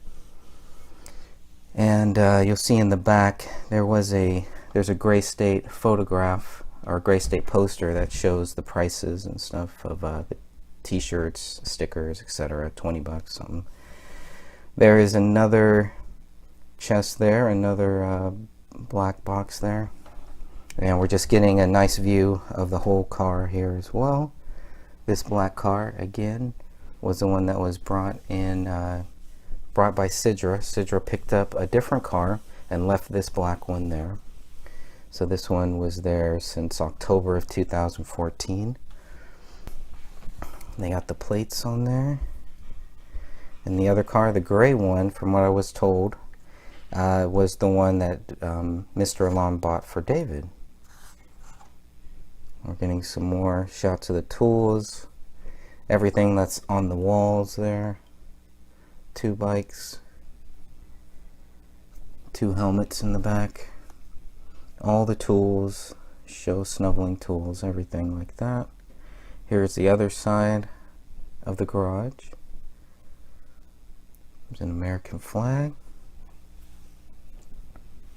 There's that garage door. You get to see the other side of the garage door there, and how nice and neat some of the stuff on those shelves are as well. Another Gray State poster, Ron Paul sticker. You can also see those targets in the back, some of the same targets, and you can get a general view of where the garage was and the distance into the house. There's some of those targets again. Some of the same ones were left outside of the house. RFID clinic, interesting there. Now we're looking a little closer at the gray car. Both Toyotas. Look like one might have been up for purchase. They might have been wanting to sell one of these cars. See about that. There were theories that they had planned to move to California, so they wouldn't need 2 cars, so even more reason to think that they might have been wanting to sell one of them, if that's true. Now we're going to look inside of that gray car. Again, this is the major car here, and lots of survival things in there. Some might say that this is a get out of Dodge packet. You never know. But it's very important to note that it was found in this trunk, and nothing is mentioned about the other trunk. But you gotta have some ammo. He's got the gun there, so if he needed to take his gun with him, boom, throw it in there. It's all legal. It's all right. Maybe not in California. So, good shots, good close-up shots of all this stuff here. That makes you think that they were planning on leaving. Tickets, you can look at the date of the tickets when they're valid too. This is one of the item number 46s and 47s. There are I believe three or four different item lists, so there's a close-up of those bullets. You can see the shape that they're in. And we're going to look at those shelves that we were talking about. There's a bullet exchange photo in the back, some tiki lights for outside, probably in the backyard. And just, yeah, another good shot there. I think we're going to start closing up on that door, getting a nice close-up view of that door there. Definitely some barbecue gear, some paint rollers. And they close up on that door just to make sure no signs of forced entry or anything. So when they're talking about no signs of forced entry, that's one of the things that they're talking about. And there it is. There is the guillotine shot. And now we have come to the basement. Now we're going to start looking inside of the basement. You see here the door is closed. In the next shot we're going to see the door is open. I do believe the door was open, then it was found like this. And now we're going to try to give you all of the different shots that we have of those stairs going down in some type of order. So you can see all these first shots that we're going to see here should have the stairs in them at some angle at some point. We're looking down now. And the hair, that I thought that was kind of weird, that some hair was just kind of randomly there. Looking for any signs of blood, anything like that. If a hand or something like that was dragged down here. No signs of that, but definitely a little piece of hair that we're going to see. No flesh or anything that's found, but the hair is very interesting. And then the poop that's found. That hair looks like it's consistent with the hair and stuff that was found upstairs. A couple shots of that, of the dog feces here. Good close-ups there. Still looking at the stairs, trying to give you guys a view of almost like a 360 of what it would look like if you were to look at the stairs, because when we first got some of the photos it was still hard to figure out where the stairs were. Of course now we have the actual diagram, so if you guys need those, we definitely got those for you. You can see the dog poop on the ground. You're going to see that everywhere. It's all over this area. When they say all over, it's not like it's piled on top of each other or anything. It's just you see some here, some there, some there, and it's everywhere. If you really look at all these shots, if you were to calculate them, you'd see a lot of these shots do have some type of dog feces in them. I thought the Spider-Man was interesting because there was one of Kamel's friends that said David was going to be a part of the next Spider-Man movie. I was trying to find the timeline, figure out what Spider-Man movie they were talking about. Maybe there's some truth to that. I don't know. Alright, and still looking at this, you can see this is when the police come down here. Obviously, they're like, what is this? They're going to see some guns, some other weapons, some military stuff, props, things like that, whatever it is, but definitely would raise their eyebrows to see if this guy is stocking up for like World War III or something like that. Of course, we know that's not true or anything, but still, I mean, they don't know what's going on at this point. So more stuff of the table there. This is all still in that open area on the bottom. There you go. There's some ammo.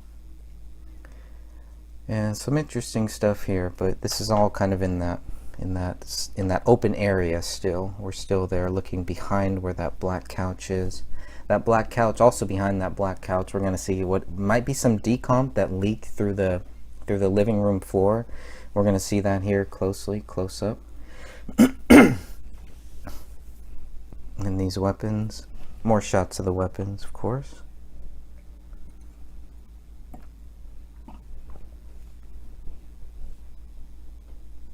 Yeah, I mean, props, whatever, dummies, paintball stuff, whatever it is, to the cops it must have looked kind of strange. It must have looked strange to them to see all this stuff here.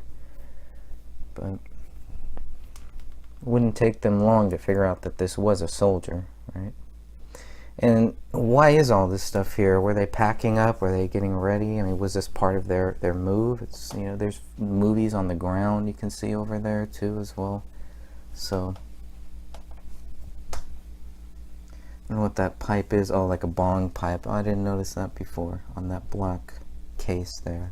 It's always something that I don't notice. Why I keep going over these and making sure everybody has them, because another set of eyes might see something that I missed. So with the drum set, you can see how old that drum set was, how new it was. You can see David's U.S. military bag there on the ground. We can see the "Don't Tread on Me." That's a big one. I believe the flag was a Pakistani flag. I believe that was, took a little while to figure that out, but a quick search and someone was able to quickly figure that out.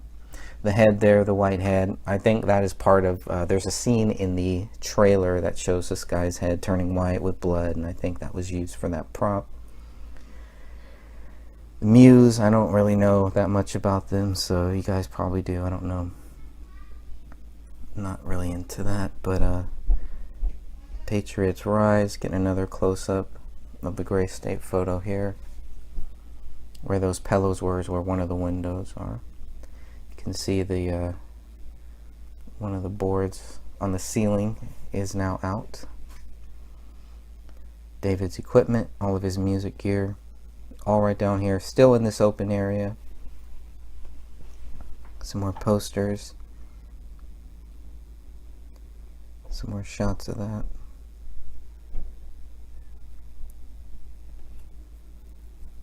It's a close-up of that. All these photos. Nice FEMA shot there. The Dark Knight Batman, definitely. So I was a fan of that. And here is some of the decomp stuff that we're going to see in the back on that wall. You'll start to see what I first thought was blood. I don't know what it is, but definitely if it's not blood, it's decomp, a mixture of both, etc. It's something, but the question is maybe it was some type of leak or something. That could be too, I guess, but I just found it kind of odd that this is also in the same area where the bullet will go into the south wall. So this is all on the south wall here. Is where it's all going to be. And now we're going to get into that bullet shot. This is F from the living room. So this is the bullet that goes down, shoots into the south wall and is lodged there.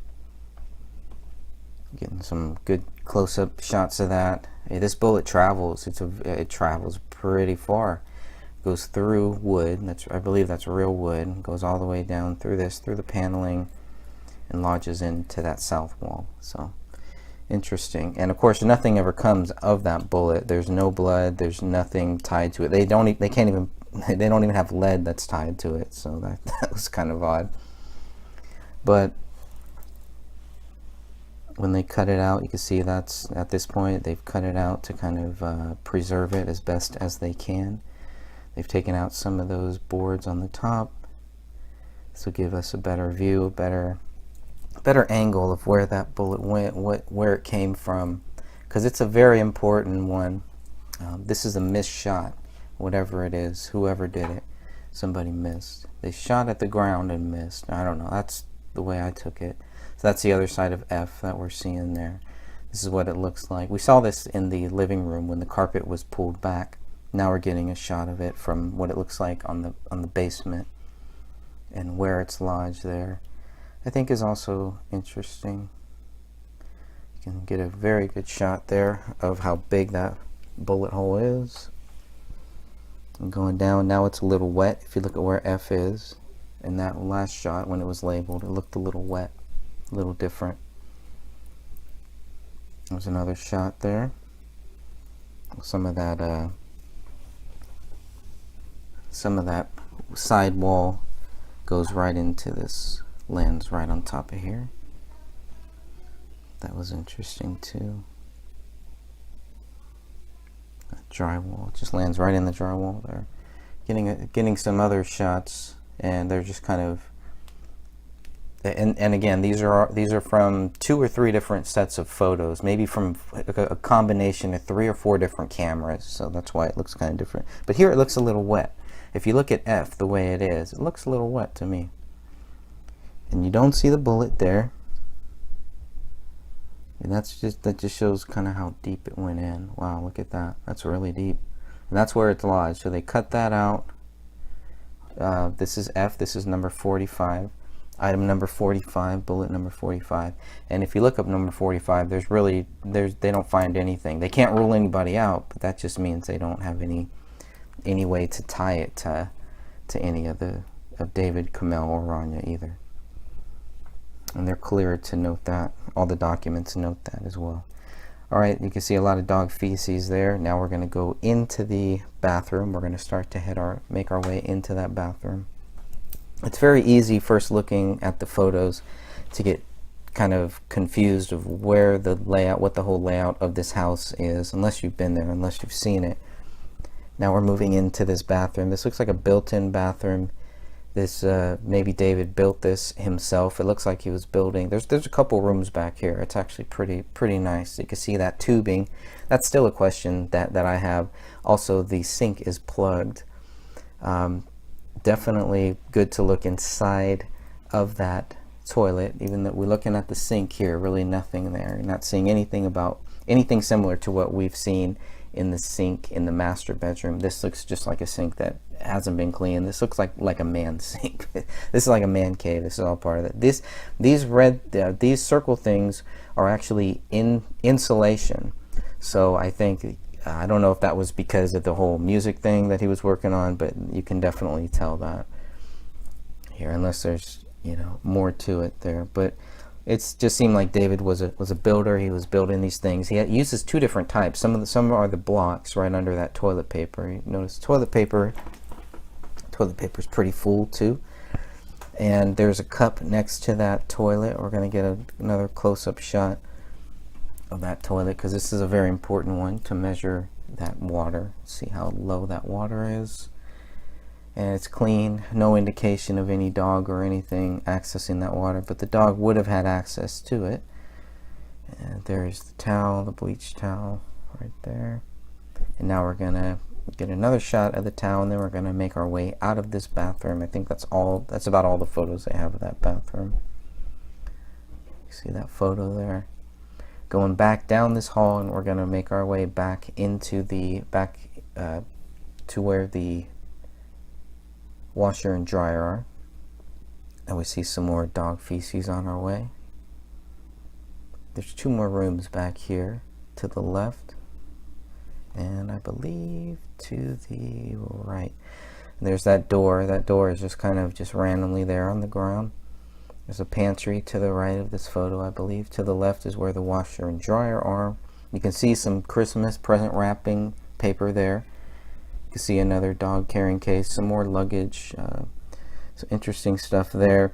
There's actually things in the dryer, is what it looks like. So again, not too many people kill themselves. They leave all of this out and then kill themselves. It's hard to believe, but just getting some more shots of that sink too. And here's the back area where the heater is. Some more of the military gear, probably for props, things like that. Just storage, a lot of storage space here. Some of that Morton looks like, what was that, cement? Oh, salt, right? The salt, probably to salt down the garage, the driveway. Sorry. All right, now we're going into that pantry. See some water there. You see a lot of this is good. Everybody should have stuff like this. You really need this, because you just never know. It's always good to have. Something major happens, you can't get to the grocery store, you can't get to water, etc., etc. Everybody should have something like this, if you have a room, if you have space. So they definitely did. Some of that e-food stuff, looked into some of that. Storable foods, what it looks like, breakfast, rations. pretty well stocked up. Some sausage and tomato sauce. All right. Water treatment, water filter stuff. So they're definitely know a lot about the bad water that we have, the bad air, bad everything. Tons of water there, so they got their own water. But they are ready. They are stored. They are stacked. They are ready if they needed to. If they were not able to get to the grocery store or not able to get to food, water, they were ready. I think that's the most important there.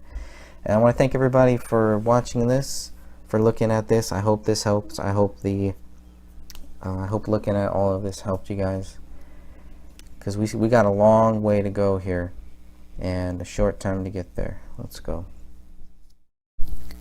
We are now going to look at item 53. This is the bullet that was found on January 20th, 2015. I'll show you the photos first. There's only 1, 2, 3, 4, 5, 6 photos, and then we'll discuss it. So let's go through these 6 photos here. This is pulled up against the blood wall. So where that couch was, the couch has now been moved, and this desk is pushed up against that same wall. You can see to the far left, you can even see that the white painting of that wall, because when the cleaners came in, they painted this wall white to cover up that blood painting, the blood smearing, all that stuff. So when the cleaners came in, they painted this, got rid of the Allahu Akbar written in blood, but this is that same wall. This is the west wall. You can barely see that mushroom bullet right there in the center on the floor. This rolled out of a carpet. I'm assuming the living room carpet. We'll get to that. Here is a comparison to a pin. Shows you exactly where it is. Let's go to the next one. Taking measurements here. Doesn't appear to be any blood or anything, but apparently blood was found on that, and the blood matched Rania, the 5-year-old daughter. So on January 18th, they leave the house without this bullet. Here's another shot of the bullet. Reading from Brian Bones' report here. At approximately 1300 hours on 1/20/2015, Detective McKnight was contacted by the company cleaning up the Crowley residence at the request of David's father. The cleanup crew personnel notified Detective McKnight that they had discovered a bullet at the residence. They relayed to Detective McKnight that while picking up the rug from the main living room area, a bullet had come out of the carpet and fallen to the floor. They were uncertain exactly where the bullet had been on the carpet, but said that it had fallen out of the rug and onto the adjacent hardwood floor. I responded back to the scene where I assisted in collecting the bullet that was discovered. I photographed the area, finding that the crime scene cleanup crew had cleaned up the residence. So they're not exactly sure where the bullet was, but it was attached to that carpet.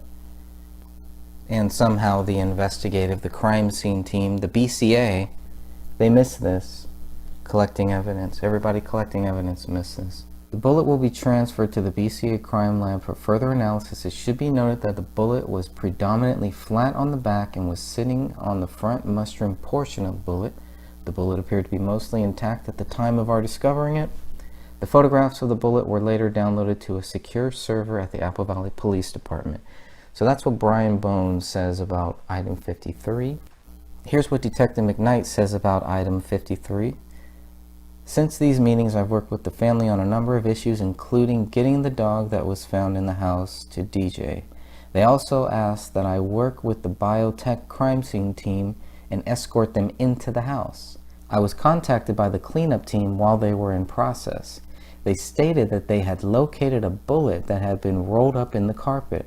The bullet had rolled out under the hardwood floor that had already been cleaned. I went to the house and assisted Detective Bone and Booth in collecting the bullet. Here's another interesting thing about item 53 is when the blood tests are done, when the DNA tests are done, it is found that there is a mixture of 2 or more people. David and Kamel are excluded from being contributors. So we have another person here, another person that contributed to item 53. Very curious. Very curious there, right? Perhaps this might be the biggest smoking gun of them all. Does this show that somebody else was in the house? Does this show that somebody else was in the house at the time of the murders, at the time of these killings? How does item 53 match Rania, but not David or Kamel? It's an interesting one there. There's also mention in the BCA report that item 53 was shot from item 1. So if they believe that item 1 shot item 53, yet item 53 is showing two people's DNA and David and Kamel are excluded, could that mean that somebody else fired item 53 from item 1? Whatever the case, it is two or more DNA profiles that were found on item 53. One matches Rania. It does not match David and Kamel. Let's now look at item 57. Item 57 is also a bullet that was found on February 18, 2015. No blood is found on this bullet, but the DNA profile does match David Crowley. In all of the photos that we have, there is one that shows the ceiling where the bullet should have been on January 17th. Let's look at that one. And here is the only image that we have so far that would show whether or not a bullet hole was in the living room ceiling when the police first entered this house on January 17th, when these photos were first taken. This photo is included so that way you can see what it looked like 1 month later, what the house looked like there. In the second image, we're pulling back a little bit. You can see that the marker on the south wall is still there. I'm not sure if blood is still there or not. Let's look at the third image here. Getting another shot. And you can see definitely some things look white there. Two different types of curtains, both red, not matching at all. The shoes are still there on the ground. Let's look at the next one. Now we're getting a closer image. So hard for me to say exactly if that's before or after Joe Cooksley puts his finger through this hole. So the reason that this hole might look a little big to us right now is because by this point Joe Cooksley has already put his finger through it. All right, here's another angle of that hole that you can see there. They don't mention any traces of blood or anything like that here, so let's go to the next one. An even closer image. This is going to lead up into the attic.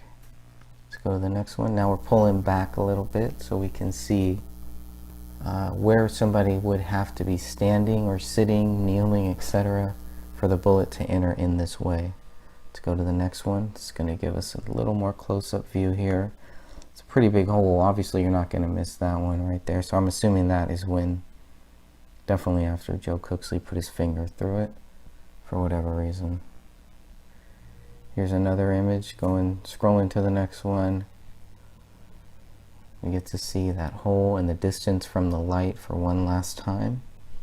That'll be the last one at this distance. Let's go to the next one with the marker there, and you can see. Now, if the marker is up, I would hope that this was taken before Joe Cooksley put his finger through this hole. Hard to really tell. It would be good to follow up on that for sure. Here's from another angle, same one. You can see the distance. It's a big hole at this point. Now we're going into the attic. This is from the master bedroom. You can also get to the same attic from the garage. And I believe one person went up this way and the other BCA crime scene team person went through the garage, and they scattered the attic. They looked through the attic. What you'll notice here though, in the next photo right here, is that there is a ladder there.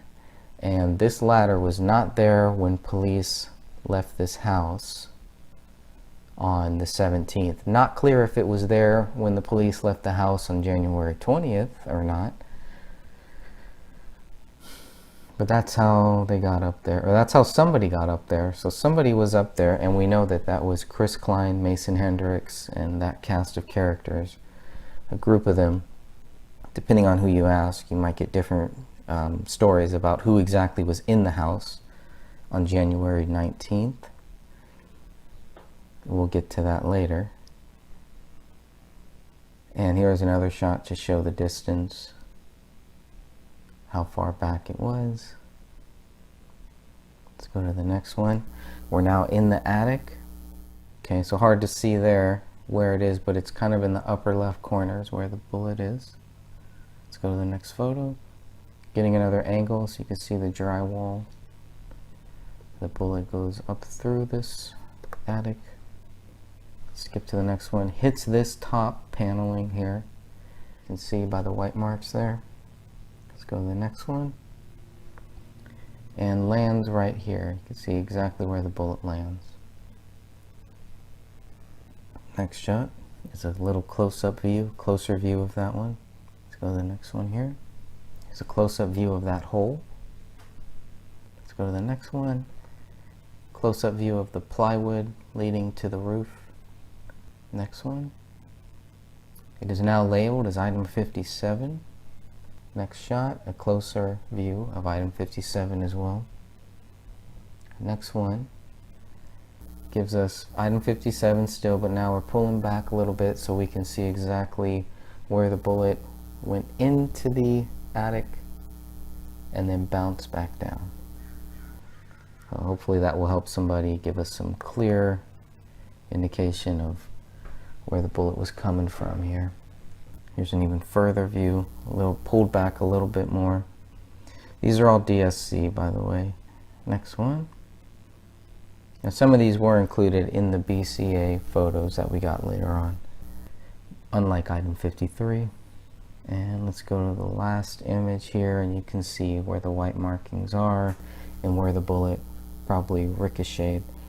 But in order for it to ricochet here, to land back down where item 57 is found, how far away would someone have to be? Would someone have to be literally on the ground? And none of that answers the question of why police missed this either. So let's read from the police reports. This is Brian Bones' police report about Chris Klein. This is where it gets very interesting. Okay, on 2/17, I spoke to Christopher Klein, who identified himself as a friend of the Crowley family. I had been trying to locate Klein to learn why he had been at the Crowley residence on 1/19, as a neighbor had called in about a suspicious person at the house. Klein received my business card at his residence and called me back at approximately 1700 hours on 2/17/15. Klein wanted to ask me questions about the status of the investigation and was speculating about how many rounds had been discharged at the house. He indicated to me that he had been in the house since the discovery of the Crowley family at the residence.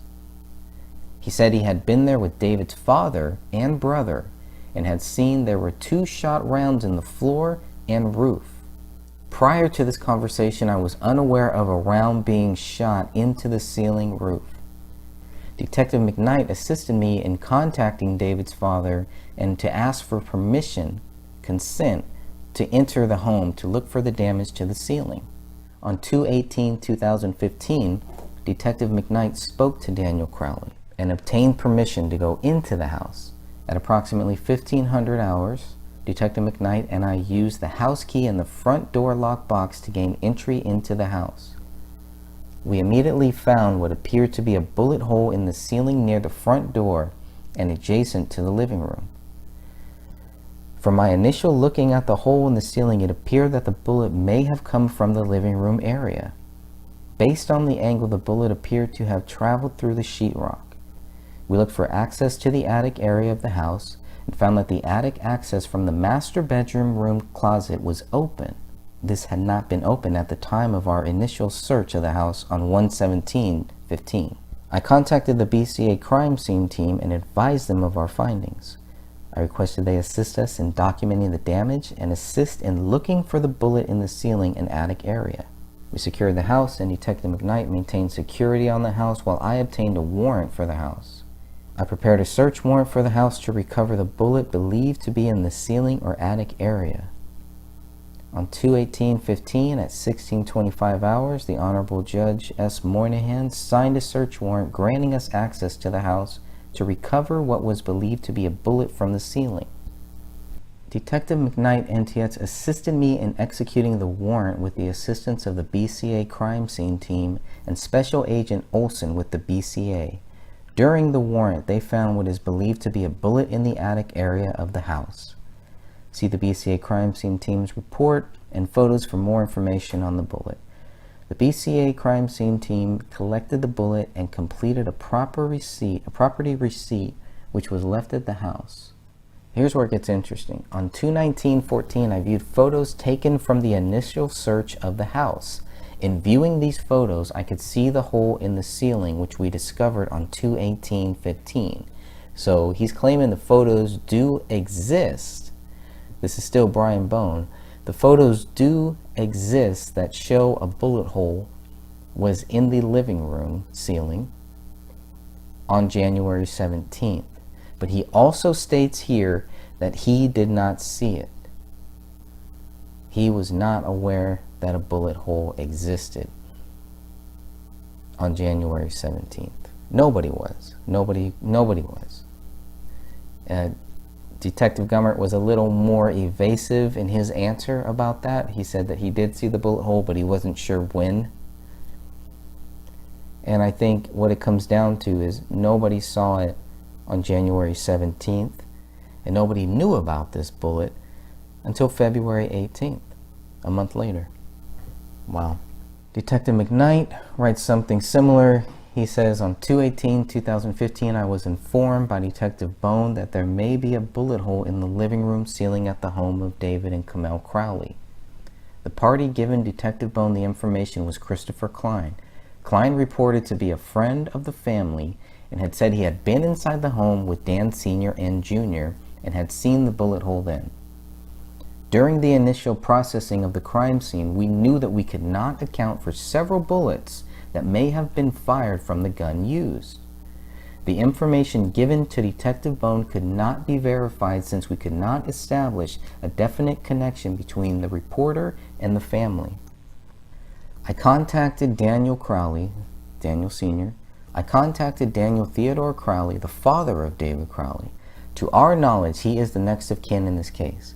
He told me that he was not aware of the bullet hole and had not gone into the home with Klein. I asked for permission from Dan Sr. to enter the home to verify that there is a bullet hole. He agreed to let us in and provided us with the lockbox code. Detective Bone and I went to the home and found the bullet hole near the entryway in close proximity to where the Christmas tree had been. We exited the home and ensured it was secure. I waited in the driveway until Detective Bone could obtain a search warrant. He obtained a search warrant authorized by the Honorable Judge Moynihan. He also contacted the BCA crime scene team to search for the bullet and document the scene. The bullet was located in the attic rafters under the insulation. The measurements and collection of the bullet was completed by the crime scene team. I stayed at the house the entire time and assisted the crime scene team in locating and documenting the location of the bullet. I was assisted by Detective Tietz. The search started at 1700 hours and was concluded at about 1935 hours. The bullet was taken by the BCA for further examination. And once this bullet is tested, once item 57 is tested, it comes back with one male DNA profile, matches David, does not match Kamel, does not match Rania. The results show that blood was not detected on item 57. So the DNA profile does match David. There's no blood on this bullet. Very curious.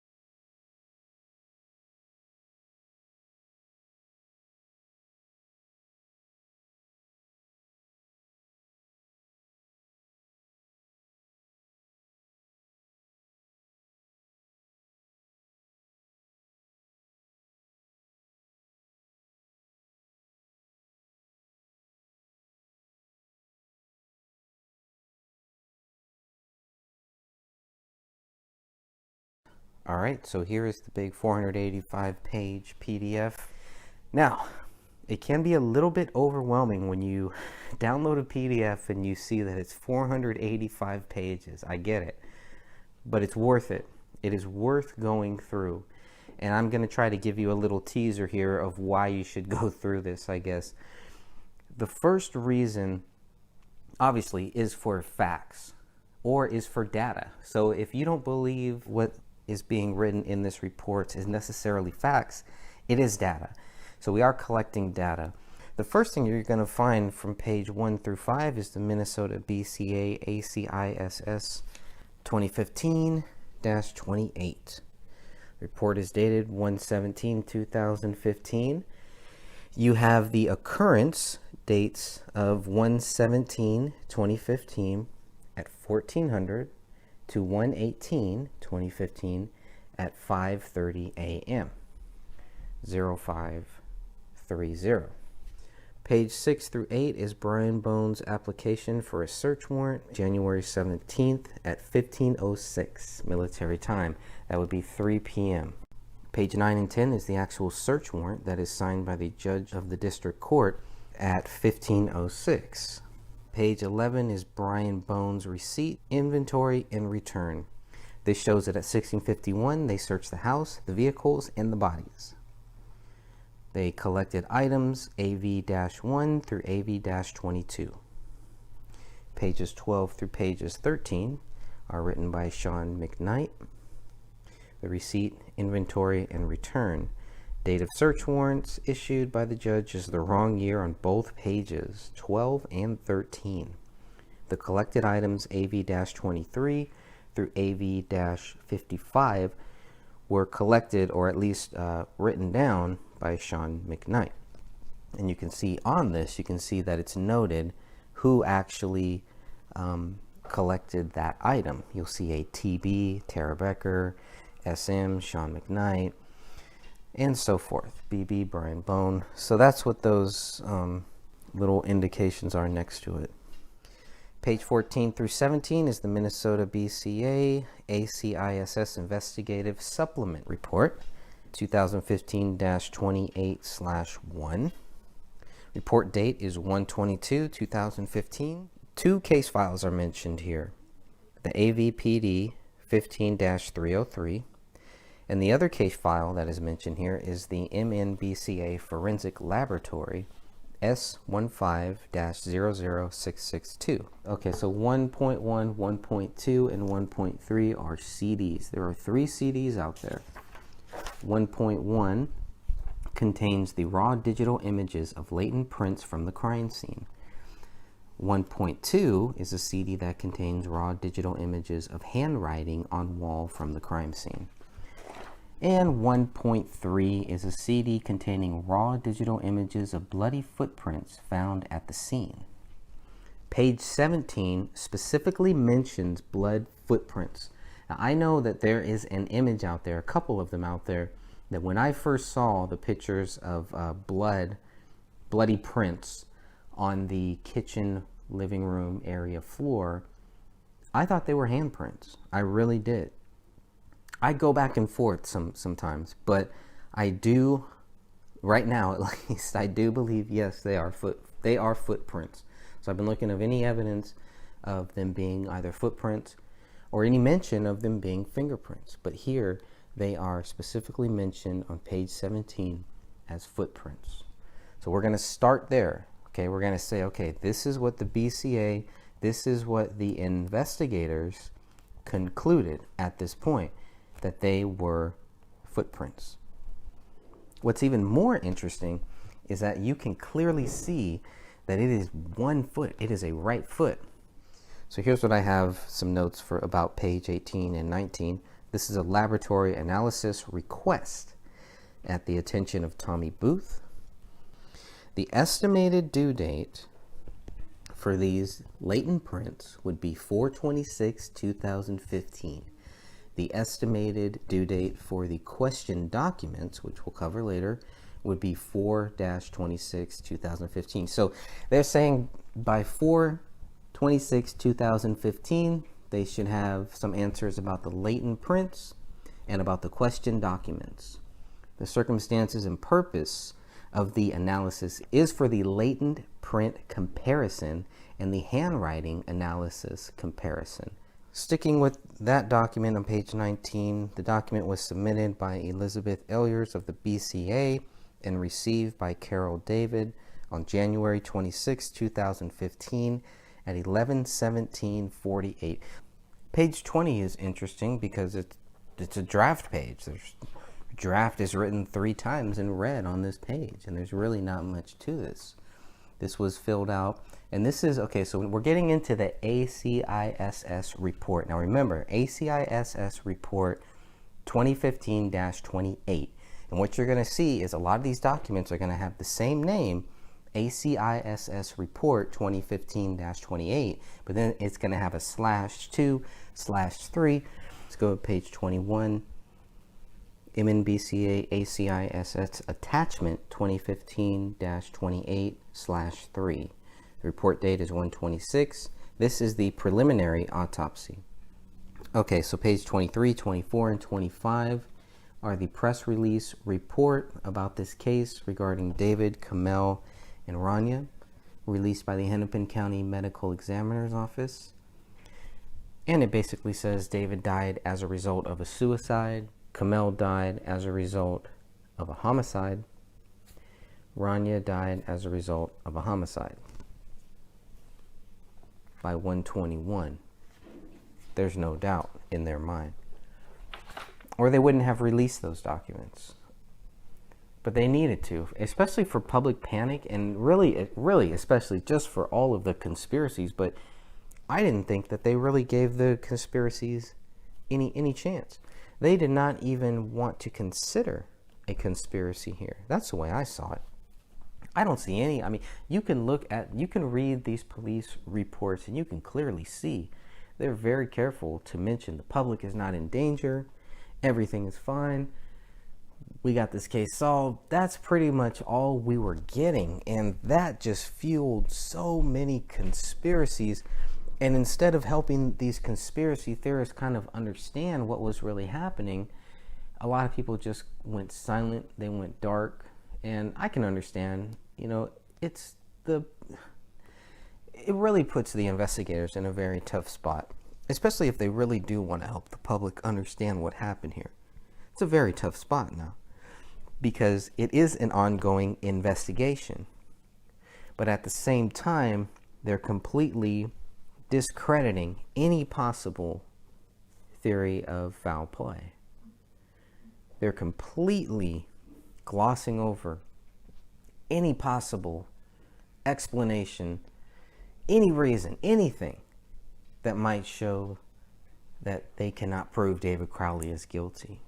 It's one thing to accuse him, but it's another thing to actually prove it. They were successful in accusing him to a point, and up to a certain date is what I think. They were very successful in trying to convince the public and trying to convince the average person that David Crowley was guilty. They failed, and they continue to fail. And the reason the case needs to be reopened is because they will continue to fail to prove David Crowley is guilty because they cannot prove it. I truly, honestly believe that. Now, can I prove that they cannot prove it? Yes. If these documents, if what I have, if everything that I've seen is what they base their theory on, unless they have secret knowledge, some hidden information, unless they have things that we're not seeing, yes, I believe we can prove that they cannot prove David Crowley is guilty based on their evidence, based on their documents, based on their photographs, based on their reports, based on their comments, based on everything they have given us. There is no way that the police, that these investigators can look at the documents, look at the photos, look at everything they've given us and say, okay, you will understand now why David Crowley is guilty. They really didn't even try. They were already thinking it didn't matter what they told us. we were still going to think David Crowley was not guilty. That's their own fault. And they were monitoring the group page. They were monitoring the Justice for David Crowley and Family Facebook group and the Justice for David Crowley of Gray State Facebook page. So they knew that there were people like me who were not convinced. They lumped people like me into a category where everybody thought that the government killed David, and that was it. That's totally wrong, and that's totally unfair to real people who were really looking for what really happened here. They did a big disservice to us.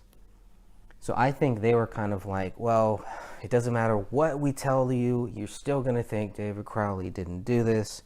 And to me, that made it sound like, okay, so then you're not going to put any effort into it, right? That's pretty much what you're telling me, and that's what I told, well, I didn't tell Gummert. That's what I should have told Gummert is, you just said that no matter what, you think we'll still be convinced that David Crowley did not kill his wife and his daughter and then kill himself. Even though I've stated publicly many, many times that I'm open to it, that I want to see it. I want the evidence. They didn't even look at that. They didn't even care. Because it wasn't about that. Those are the people they should have been focusing on, not the people who were set that the government killed David, or that David was part of some global conspiracy, or it's going to release some movie that was going to change the whole world, or whatever. So they did a very big disservice to the public, because they did not help us understand.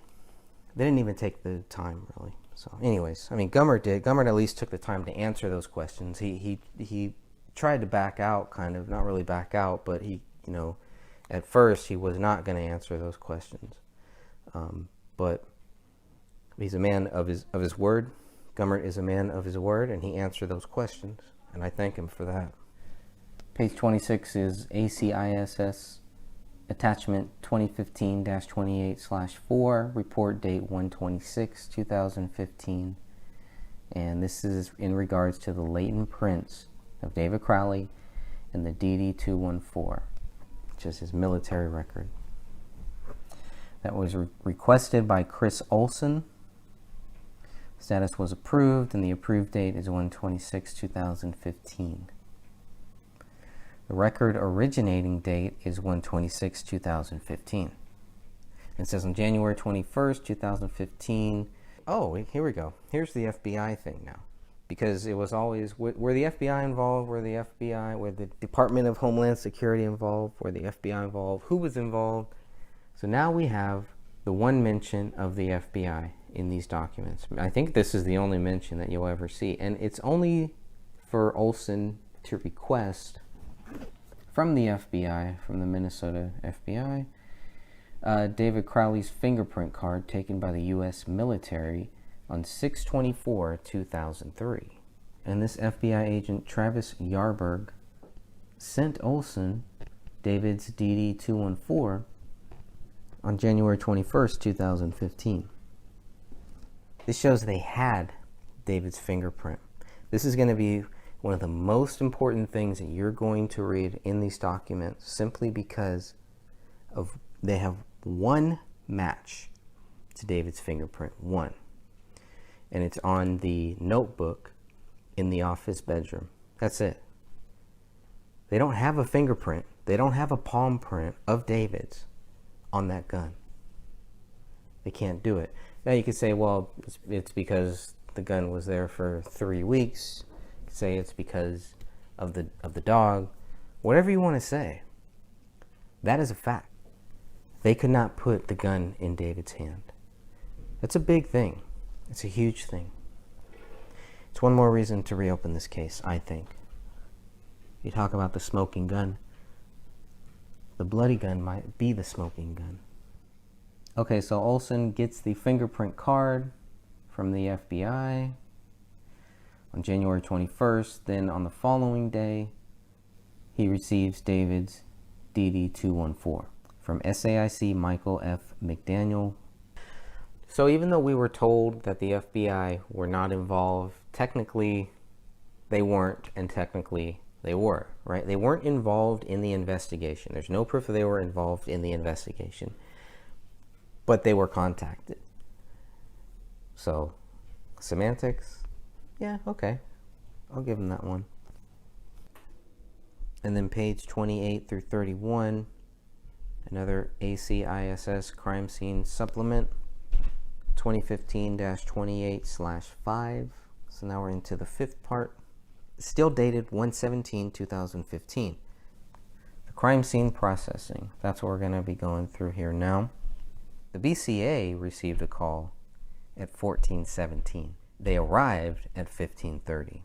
Their work was completed on 1/18 on the following day at 4:30. The BCA on page 28, you'll see the BCA took 800 photographs. They took a photograph of the exterior, the interior, general area, point of entry, no. Point of exit is no. Shoe prints, no. That was interesting. Footprints, yes. Tire tracks, no. Tool marks, no. Victim injuries, yes. Weapons, yes. So when you think about just another thing, going back to those shoe prints, I did notice that comparisons to the officer's shoe prints were made to shoe prints in the snow. And then I wondered, did the police ever compare David's shoes to the shoe prints in the snow?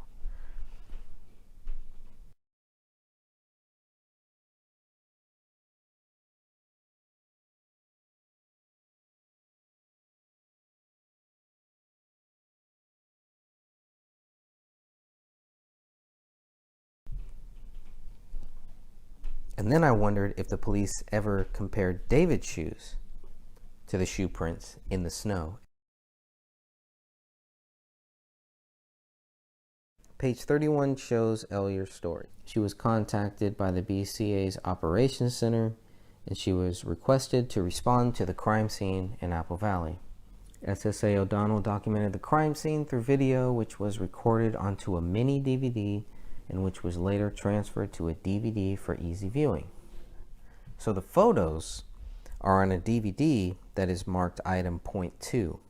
Page 32 and 33 cover the Minnesota BCA ACISS attachment 2015-28/7. So now we're into the seventh document associated with this. The report date is 2/13/2015 from 17:05 to 17:13. Okay, these reports and exhibits are received by the Apple Valley Police Department. Report by Chris Olson on 2/13/2015. S.A. Olson received 20 PDF files. 20 PDF files. These files included reports and other investigative exhibits relevant to this investigation. If you look at page 34 through 37, you get half a list of the top 200 donors. Start with number 1, and it's a big jump from number 1 to number 2. Okay, so page 38, you'll see here, we got the training here that Kamel and David took. If you're looking at page 40, you'll see Kamel's training verification through Quorum Security Incorporated. Page 43 has the gun that David gave to Danny Mason as a gift. Page 44, Kamel's firearms bill of sale, purchased on 7/25/2009 at the Gun Zone in Dallas, Texas. She paid with a check, total of $508.76. She bought a Springfield XD 40 caliber, serial number US 163310, signed by Kamel. Page 45 through 47 is David's training verification certificate, course completed on November 8, 2009, and done by the same company, Quorum Security. Page 48 is David Crowley's private firearm transfer to Adam Schambauer. It's dated September 17, 2010. It's given as a gift, and it's from the AR-15. It is the lower receiver, serial number 61242. Page 49 is a private firearms transfer from David Crowley to David Stark, dated June 17, 2012, conducted as a sale. David sold Mr. Stark a Springfield XD 40 caliber subcompact, serial number US 163310. Kamel buys this gun on 7/25/2009 in Dallas, Texas for $508.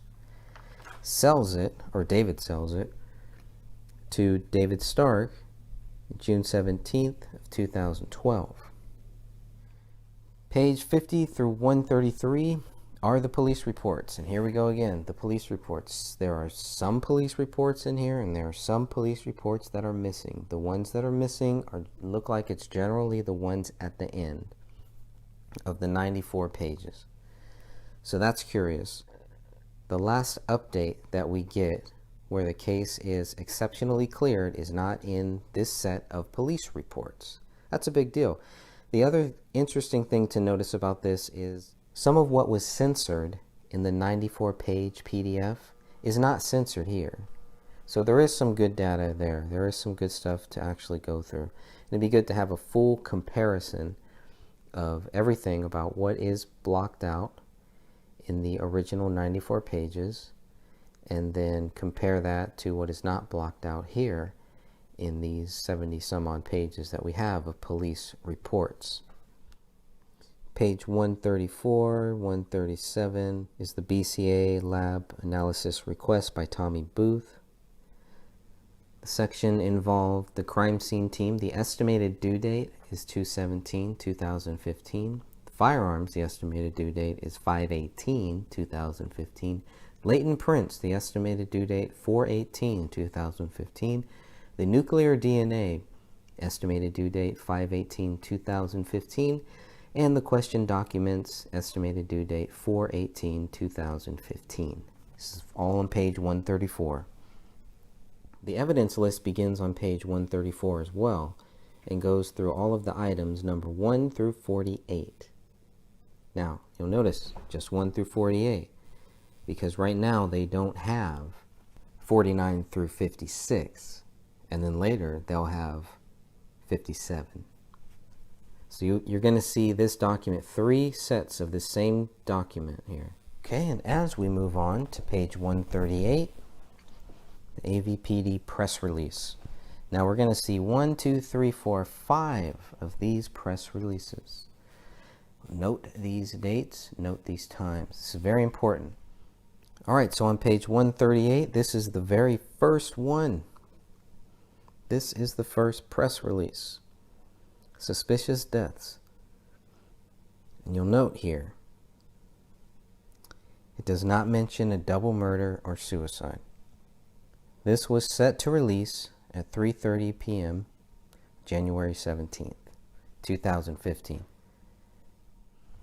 A little over 2 hours have passed, and the first press release goes out. Suspicious deaths.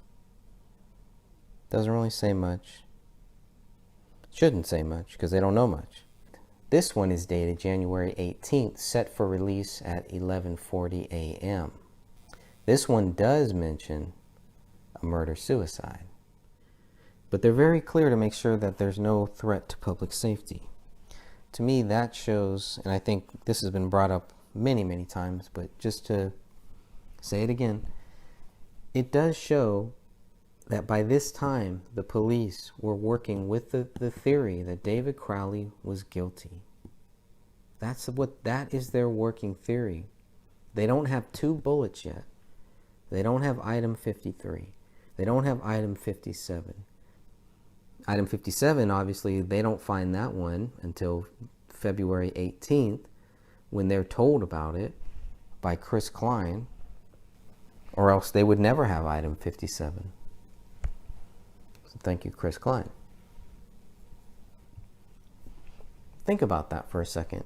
Let's say they never had item 57. This wouldn't match up. Nothing would match up. Of course, only 4 bullets and 6 casings found on January 17th does not match up either.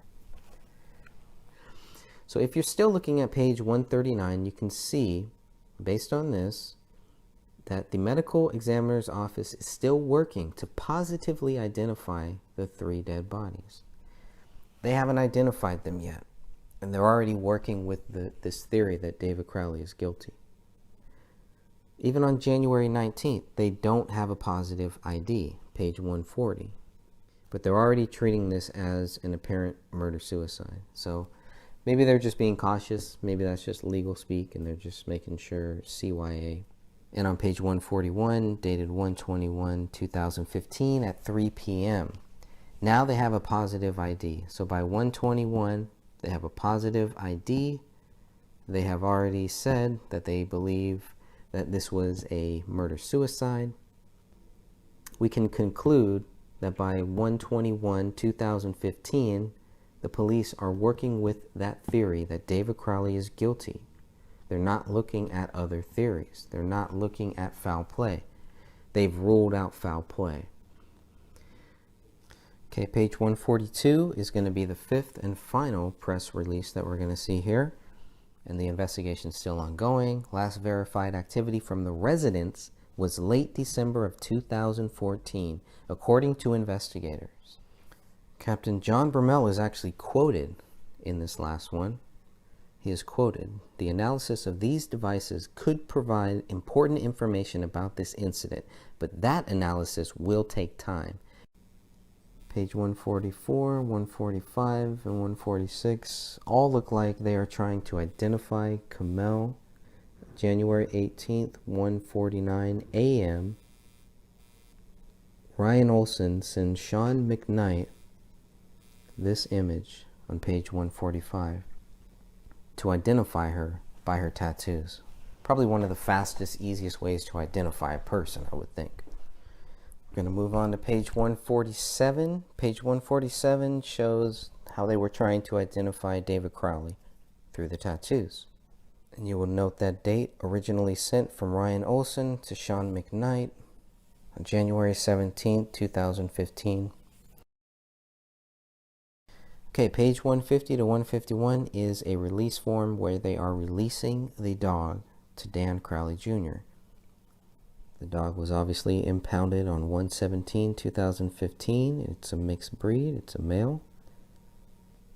Dan Crowley Jr. claims that dog on January 21st, 2015, according to these documents here. So this fax that we're seeing here, this document was faxed from the pet hospital to the Apple Valley Police Department on January 21, 2015. You can see that on page 151. On page 152, you will see that on January 23rd, 2015, Tommy Booth is notified that the forensic scientist assigned to the nuclear DNA section assignment in this case will be Rebecca Diane. Page 153 is the handwritten report with the list of authorities involved. This lists everybody who was involved in this case. Page 154 through 157 is Kamel's messages with an unnamed person. The dates include Monday, November 24th at 9:57 a.m., where she met with somebody at a coffee house. Kamel's plans for after the holidays. Quote, "I'd also be interested in planning a more elaborate, fun get-together after the holidays." On page 155, she's corresponding with somebody on December 3rd, 12:39 p.m., and she responds on Friday, December 5th at 11:53 a.m. So you can read page 154 through 157, and you can see, and you can judge for yourself, because we get down to page 156, and now we're in December of 2014.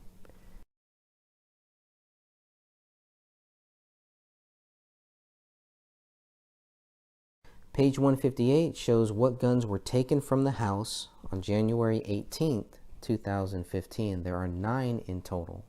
On page 159, you'll see that Brian Bone is trying to get access to David Crowley's Dropbox. He is requesting a preservation of the account and any account associated with this specific Gmail account, crawls04@gmail.com. Page 160 through 162, we're back to the BCA Forensic Science Service, filled out by the AVPD Brian Bone. This is for the nuclear DNA test. Specifically, look at what it says under latent prints here. Elimination principles from all principles? No. Major case prints? Finger/palms for crimes against people? No. Is the evidence process? No. DNA cases. Known DNA samples from all principals. Yes and no. Still on page 161. It clearly says yes and no. Both of those boxes are marked on page 161. Page 162, the elimination principles names David, Kamel, and Rania. All right, page 164 shows Joe Cooksley as the forensic scientist assigned to the crime scene team. Page 165 shows that Catherine Roach is the forensic specialist assigned to the nuclear DNA section. Page 166 through 318 shows David Crowley's Facebook account activity. Page 319 through 332 is David Crowley's conversation with Brendan J.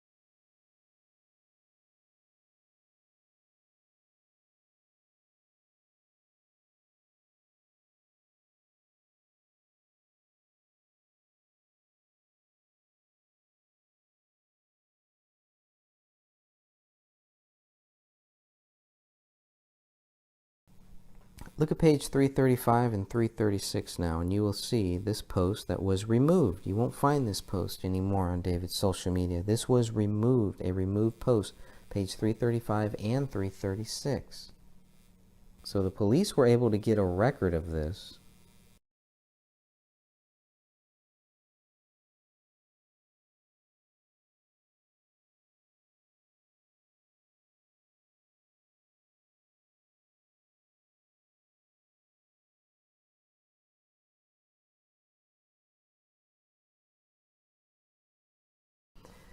All right, page 337 shows Sean Wright with Luke Radowski. Again, you got to ask why. What is going on here? Well, obviously, to the police, page 337 relates to 335 and 336, or it also relates to 338. Check out 338. That's when Sean Wright starts asking for the admin rights. So I was just wondering, when I looked at page 341, I was like, why is this post here? And then I scrolled up to page 340, 339.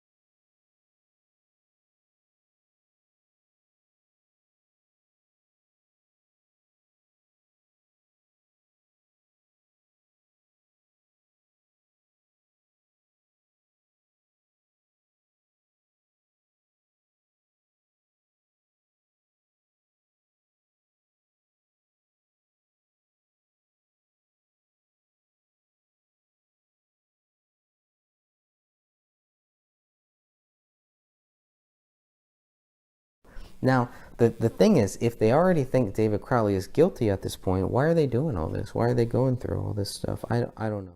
Page 342 is the email exchange between David and Jason Allen. Now, Jason Allen forwards this email to Sean McKnight on January 20th, 2015. David sent this email on 12/17/2014. He was planning for the future. He was actively planning for his future. How does that equal suicide? How do they go from planning your future to committing a double murder suicide?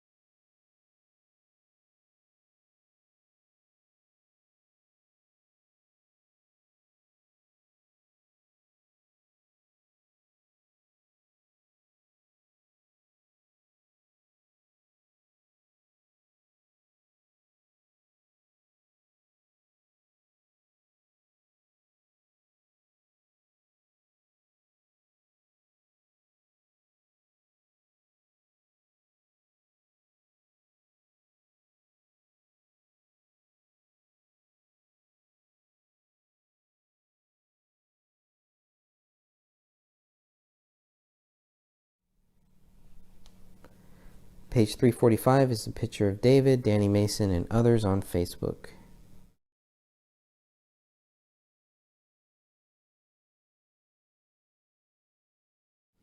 Page 346 through 349 is the AVPD Property and Evidence Report. Very important document here.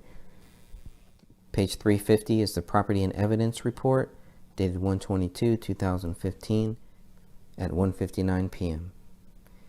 This is the bullet that rolled out of the carpet. It's also listed as item 026 on there. Page 352 is another Property and Evidence Report with the bodies in the bags. This is print dated 1/27. Page 353 is David's clothing list. Page 354 is the evidence receipt for David's clothing list. Page 356 to 358 is the same thing for Kamel, her evidence receipt.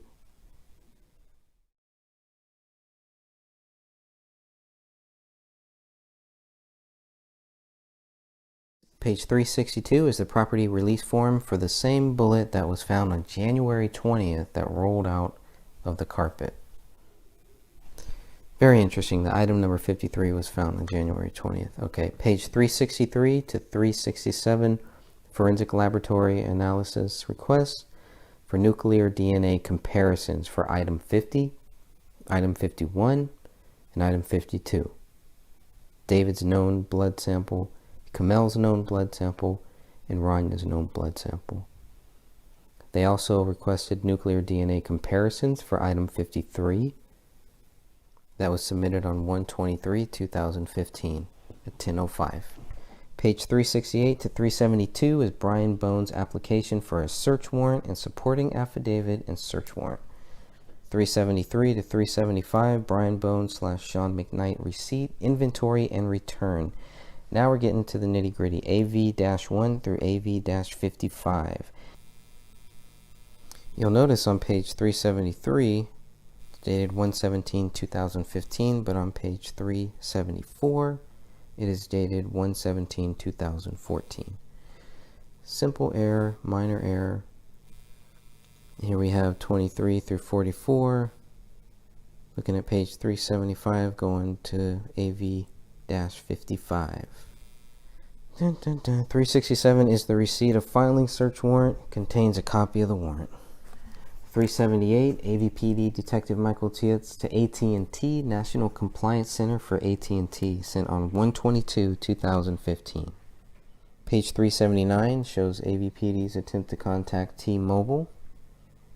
Page 380 through 384 is a search warrant application for AT&T phone record 651-333-0072 between the dates of 9/1/14 and 1/21/2015, signed on 1/22. Page 385 to 389 is a search warrant for AT&T phone record 212-470-5794 between the dates of 1/1/2014 and 1/21/2015. Page 390 to 394 is a search warrant for the T-Mobile phone 254-616-0461 between the dates of 1/1/2014 and 1/21/2015.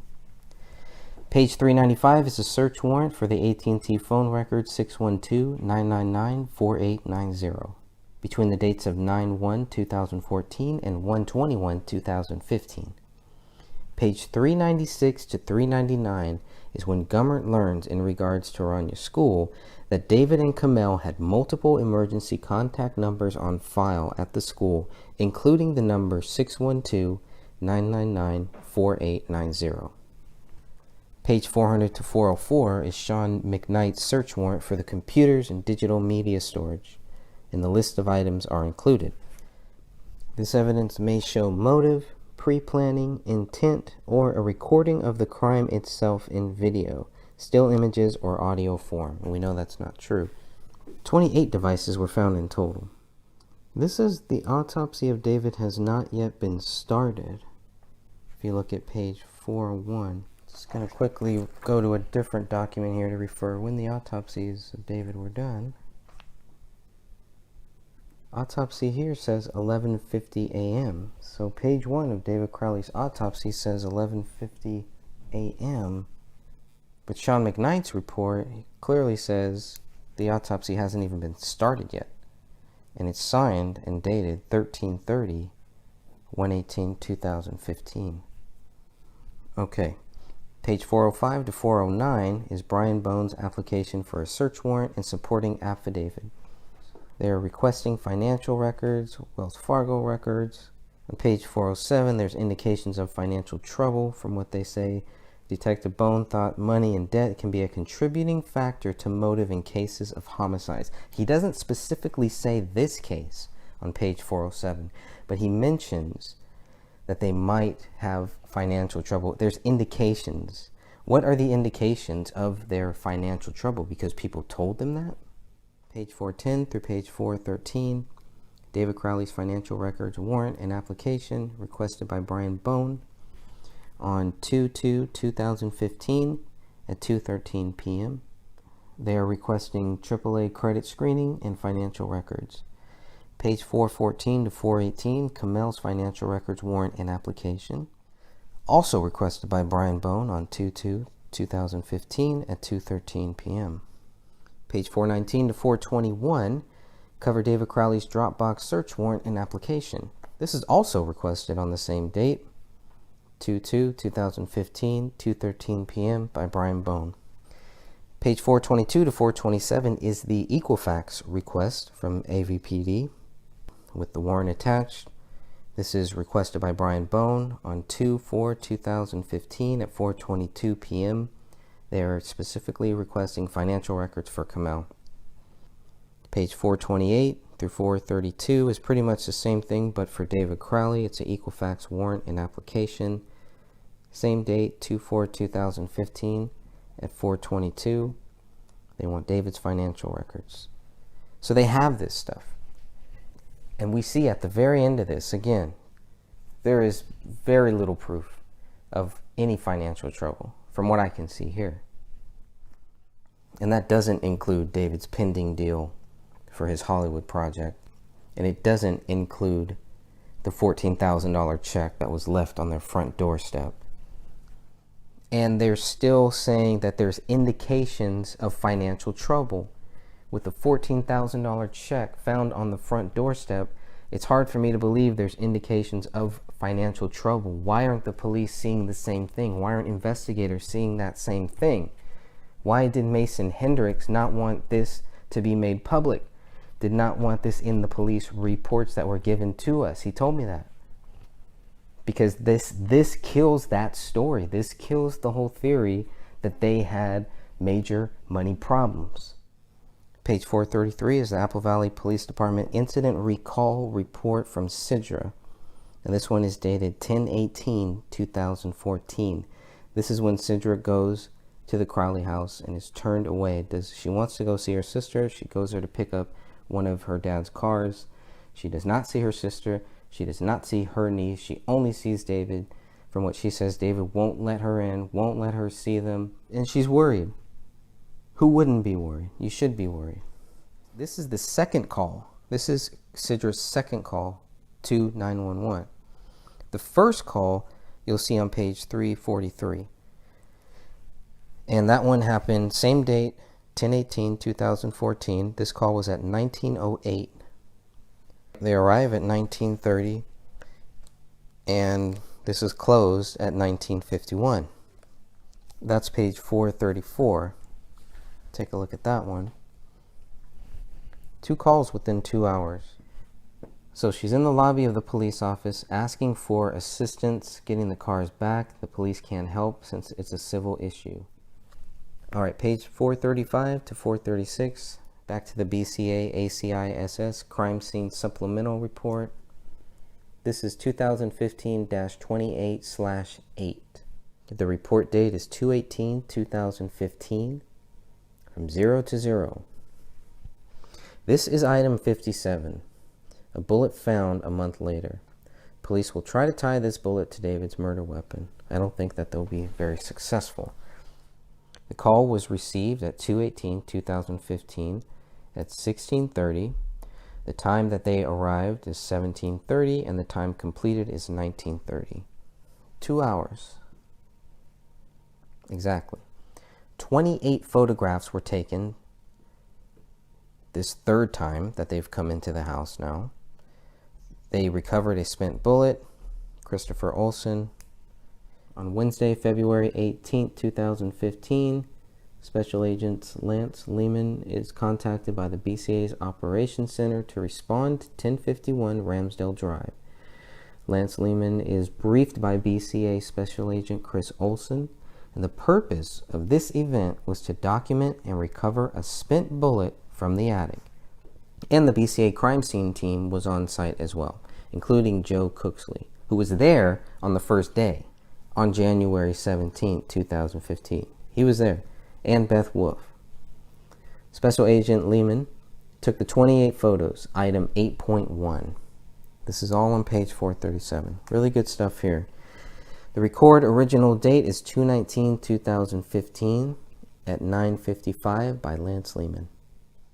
Page 439 to page 442 are the crime scene drawings. Very interesting stuff here, especially when you think about the 3 different dates and you look at the dates on here. So there's no doubt they had to update this twice. Page 443, the Minnesota BCA ACISS lab result attachment. The report date is 2/3/2015 for nuclear DNA, and this is 2015-28/10. Page 444 is the Forensic Science Laboratory report on the examination of the physical evidence. For nuclear DNA, it lists items 1 through 53. That's it. That's what they're testing for nuclear DNA in this document at this point, up until this point. Page 446 are the results of the lab exam. This is the blood. Presence of blood is found on the pistol, item 1A, in 4 areas. It's 1A-1, which is the grip of the gun, 1A-2, which is the slide of the gun, 1A-3, which is the trigger of the gun, and 1A-4, which is the muzzle of the gun. They also find presence of blood on the magazine, item 1B, in 1 area called IB-1. They find blood on the knife, which is item 8, in 4 areas, 3 samples collected. 8-1, which is the blade, 8-2, which is the inside, 8-3, which is the handle. They found presence of blood on the pin, item 40, 40-1, on the grip of the pin. They found presence of blood on the notepad, item 41, 41-1 on the front cover, 41-2 on a page. They found, okay, now we're getting into bullet. I'm going to call this bullet 1, item 42, bullet 1. They found blood on the bullet, item 42-1. 42-1 is the actual blood on the bullet. Bullet number 2, item 43. They found blood on the bullet, item 43-1. We're still on page 446. And we're going to look at bullet number 3, item 44, blood on the bullet. And the blood on the bullet is labeled as item 44-1. Here's where blood was not found. Blood was not found on 1B1, which is a cartridge. Blood was not found on 1B2, which is a cartridge. Blood was not found on 1C, which is a cartridge. Again, blood was not found on 45, which is a bullet. Page 447 shows the hair and fiber and when they were collected on. Not examined at this time were items 4 through 7, 10, item 13, item 16 through 22, item 25, item 26, item 28, item 29, and item 31 through 33. This is signed by the forensic scientist in charge, Rebecca Dian. Okay, page 448, Minnesota BCA ACISS lab result attachment, 2015-28/11. This is dated 3/11/2015. Lab number 2, crime scene team. Page 449 is a forensic science laboratory BCA result of the field examinations report 2, item 1 through 57. Brian Bone requests BCA crime scene team to go to the house to look at the hole in the ceiling and search for any possible related bullet. So Brian Bone calls the BCA Operations Center sends out their team on 2/18/2015 to recover item 57. Hours in the house from 1745 to 1945. Page 452 shows the observations of the scene. Page 453 shows the description of the bodies. This is a very important read. Okay, page 454 shows HCME entered the scene at midnight on 1/18/2015. The bodies are taken 90 minutes later. Fragments of bones and tufts on the hair were observed on the area rug in the living room. Page 454 is a list of items collected. Item 1, Springfield XD, XD546473 with blood on it. Cartridge cases, items 2, 3, 9, 30, 36, and 37. Cartridge item number 7. 3 bullets, 42, 43, and 44. Bullet fragment item 31. Book with blood on it. Item 4. Pages torn out of the book with blood. Item 5, 6, and 10. The knife, open. Locked back knife. Item 8. Page 454 clearly shows that the knife was open. Blood swabs from the wall. A and B. Items 11 and 12. Page 455. Blood swabs from the east wall. Item 29. Blood swabs from the south wall behind the Christmas tree. Item 33. Blood swabs from lower front right corner of the recliner. Item 34. Blood swabs from wood floor outside of area rug. Items 13, 14, 15, 18, 19, 20, and 32. The magazine from item 1 had blood on it, ridge detail. Loaded with less than 4 cartridges, also a cartridge in the chamber. Page 456, item 57 is mentioned. A projectile was traveling generally west to east as it entered the ceiling and exited the attic. From the island counter wall below the countertop, items 16 and 17. Blood swabs of underside the island countertop, item 28. Blood swabs of the laptop's A key, item 24. Blood swabs of the keyboard surface, item 23. Blood swabs from the island countertop next to the laptop, item 25. Blood swab of tissue box, item 26. Blood swabs of cell phone, item 35. The dishwasher was open, dish racks pulled out. Blood swab of the kitchen floor, item 21. Blood swab inside the dishwasher, item 22. Page 457, items 46 and items 47, the notepad and the note page, possible handwriting samples from Kamel. Page 457, item 48, checkbook from David, possible handwriting samples from David. Blood swab collected in hallway outside of the office, item 27. Blood swabbing of office desk, item 39. Blood swabbing of notepad, item 41. Possible bloody ridge detail and blood on previous page 2. Blood swabbing of pen, item 40. Open safe in the master bedroom. Loaded magazine with keys and miscellaneous items. There is a swabbing of push keys on the top of the safe, item 38. Page 458 is the house diagram. You have the basement wall bullet here. You have the hole in the south wall. Chemical testing failed to detect the presence of lead. Bullet item 45 was retrieved from inside of the wall near the hole in the basement. This is all the basement wall bullet. The bullet hole in the living room was underneath the area rug. Holes were observed in both the area rug and the wood floor underneath that rug. Chemical testing of hole in wood floor failed to detect lead. Page 459, additional items submitted. Item 49 by Special Agent Chris Olson. Item 50 through 53 by Whitney Dorn. Item 54 through 56 by Special Agent Beth Ellers. Nuclear DNA tests were done on items 1 through 45, items 50 through 53, and item 57. Latent prints were done on item 1, item 40, item 41, item 49, and item 54. Firearms, item 1 through 3, item 9, item 30, item 36, item 37, item 42 through 45, item 53, and item 57. Question documents, item 41. No analysis at this time was done on items 46, 48, 55, and 56. This is dated 3/11/2015. Page 460, the Minnesota BCA ACISS Lab Results Attachment, 2015-28/12. The report date is 3/16/2015 for nuclear DNA. Page 461 is about Rania Crowley's known blood sample, which is item 52, single source composite DNA profile. Page 464 shows the nuclear DNA tests were done on item 1, the gun, which is 1A and 1B, item 8, the knife, blood swabs for items 11, 14, 23, 27, and 35.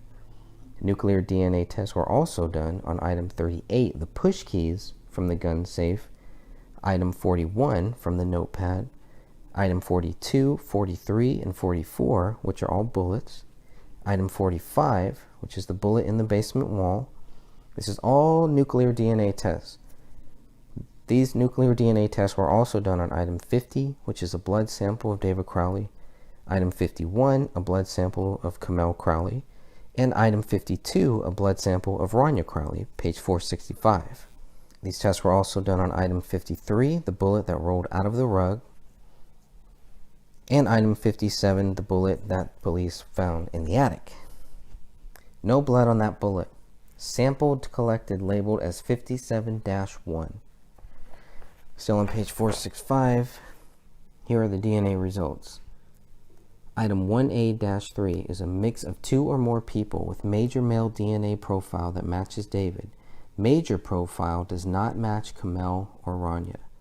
Rania cannot be excluded from being a possible contributor. Kamel is excluded. Item 1B is a mix of 2 or more people. Major male DNA profile matches David. Major profile does not match Kamel or Rania.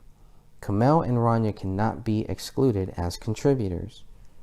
Estimates 99.95 to 99.97 of the general population can be excluded. Page 466 is item 8-1, which has a mix of 2 or more people. David, Kamel, and Rania cannot be excluded from being contributors. 99.95 to 99.98% of the estimated general population can be excluded. Items 11 and items 44-1. Single source female DNA profile matching Kamel. David and Rania are excluded. Item 14, 23, 27, 42-1, and 43-1. Female DNA profile matching Kamel. David and Rania are excluded. Item 35 has a mix of 2 or more people. Kamel and Rania can't be excluded. David is excluded along with 99.9998% of the general population. Page 466, item 38, which shows a mix of 2 or more people. Major DNA profile matches Kamel. Major DNA profile does not match David or Rania.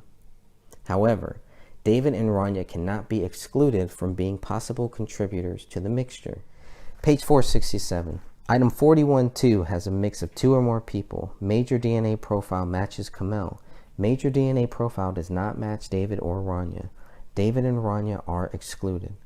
Item 45-1 shows no DNA profile obtained. Item 53-1 shows a mix of 2 or more people. Major DNA profile matches Rania. Major DNA profile does not match David or Kamel. David and Kamel are excluded. This is very important right here because item 53-1 is the bullet that rolled out of the carpet on January 20th.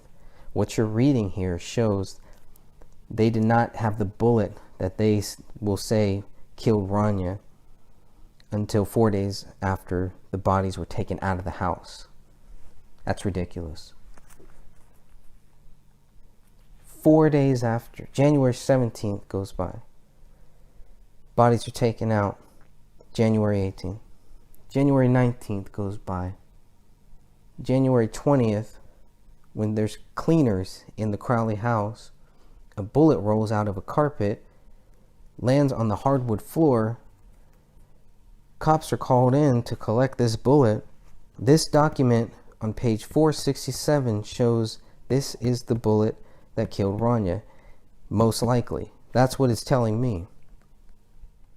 They missed this bullet too. The only bullets they found, if their logic is correct, the only bullets they found on January 17th were related to Kamel. Page 467 to 468 covers item 57. There is a male DNA profile that matches David Crowley. Kamel and Rania are excluded. Insignificant genetic information led to no statement on minor types. Page 469 is the autopsy reports. Minnesota BCA ACISS attachment 2015-28/14. The report date is 4/14/2015. This is the final autopsy reports. Page 470 shows that Chris Olson receives the final autopsy reports. Final autopsy claims David died of a self-inflicted gunshot wound to the head. Page 471, the Minnesota BCA ACISS lab result attachment 2015-28/15 with the report date of 5/24/2015. Lab 5-FA. Page 472 covers the forensic science laboratory tests on firearms. Lab 5, there's an item list. This is dated 5/22/2015. Page 473 shows the results of the laboratory examination. On item 1, the gun fired item 2, fired item 3, item 9, item 30, item 36, and item 37, for a total of 6 .40 cal Smith & Wesson cartridge cases. Now, item 1 also fired item 42, item 43, item 44, item 45, item 53, and item 57, for a total of 6 .40 caliber Smith & Wesson bullets. They find matching features between item 57 and item 31. So item 1 fired item 31. Item 7 was not examined. It's a cartridge. So they take the matching features between item 57 and item 31 to show that item 1 fired item 31. Examinations of item 42, 43, 44, 45, 53, and 57 showed them to be consistent with bullets from the Winchester PXD1 brand cartridges. You know, when I first read this, I thought it was the other way around. I thought they were using item 31 to help prove item 57 was fired by David's gun. Reading this now, I'm looking at it differently, and now I'm thinking they're trying to say what they found with item 57 helps them prove something about item 31. They don't even know that David's gun fired item 57, and they're going to use item 57 to help prove that David fired item 31. Lisa Kinsella is the forensic scientist here. Page 474 is the Minnesota BCA ACISS lab result attachment 2015-28/16. The report date is 7/2/2015. Lab 6. This includes a list of question documents. Includes 41A-1 to 41A-59. Lots of items to cover here. Okay, page 476. We're talking about blood. Item 41A-20A. 2 ESDA lifts taken of impressions found on the front side of page 20 of item 41, the spiral notepad. Item 41A-21A. 2 SDA lifts taken of impressions found on the front side of page 21 of item 41. So the comparisons will not be done at this time. If you're looking on page 477, comparisons of item 41A-30 and question writings and photographs saved, item 55, will not be conducted at this time. Still in the handwriting now with page 478 with alternate light source examining results. Exams of item 41, front, back, 59 pages inside, failed to reveal any latent writing material. Items 41A-1 through 41A-59. So they go all through these 59 pages. 41 is the notepad. 41A is the paper on the notepad, and 41A-1 through 59 are the pages. The indented impression examination results are also listed here. These impressions were done on 41A-20A and 41A-21A. Limitations. Additional writing impressions were developed that could not be interpreted. Page 480 is the BCA ACISS lab result attachment 2015-28/17, dated 9/10/2015, September 10th, 2015, done by Lab 7. Page 482 shows the latent prints, dated 7/31/2015. List of items submitted are all from page 482 to 484. This includes the gun, the magazine, the pen, the notepad, 59 pages. Item 49 is a known fingerprint card of David Crowley. Item 54 is a CD with images of 25 NEF images. Item 58 is a disc with images of latent prints from 1A, 1B, 41A, and 54. Latent prints.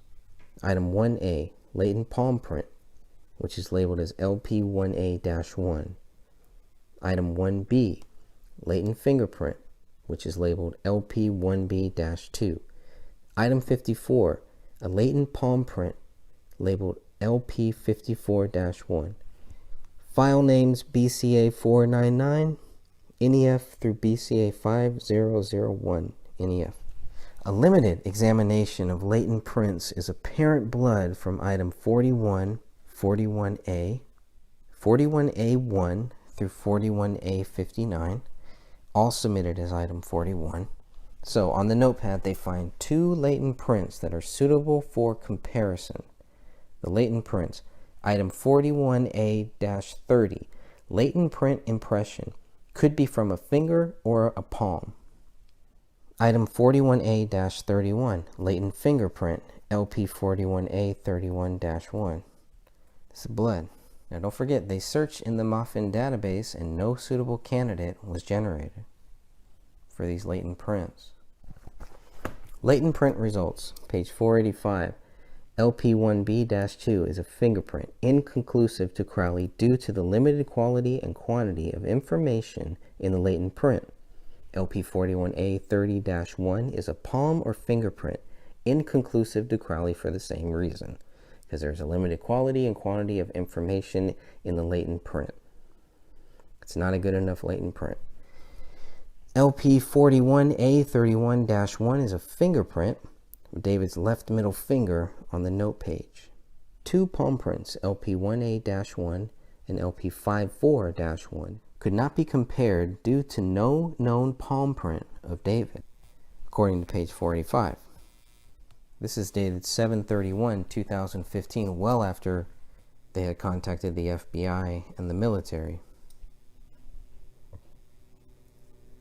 So they have palm prints, but they can't match them to David. They have a fingerprint, 2 fingerprints. Can't match them to David. Yet they're still going to go and claim David is guilty. Contact information is left if additional examinations are necessary. I believe they are, so hopefully we can get to that. Contact the BCA latent print section. This is written by forensic scientist Jennifer Kostrowski. They reviewed 5 latent print results, 3 fingerprints, 2 palm prints. Okay, the 3 fingerprints, LP1B-2, inconclusive to David Crowley. LP14A-31-1, inconclusive to David Crowley, which is the notepad. LP1A-30-1 is inconclusive to David Crowley, and this is the note page, number 30.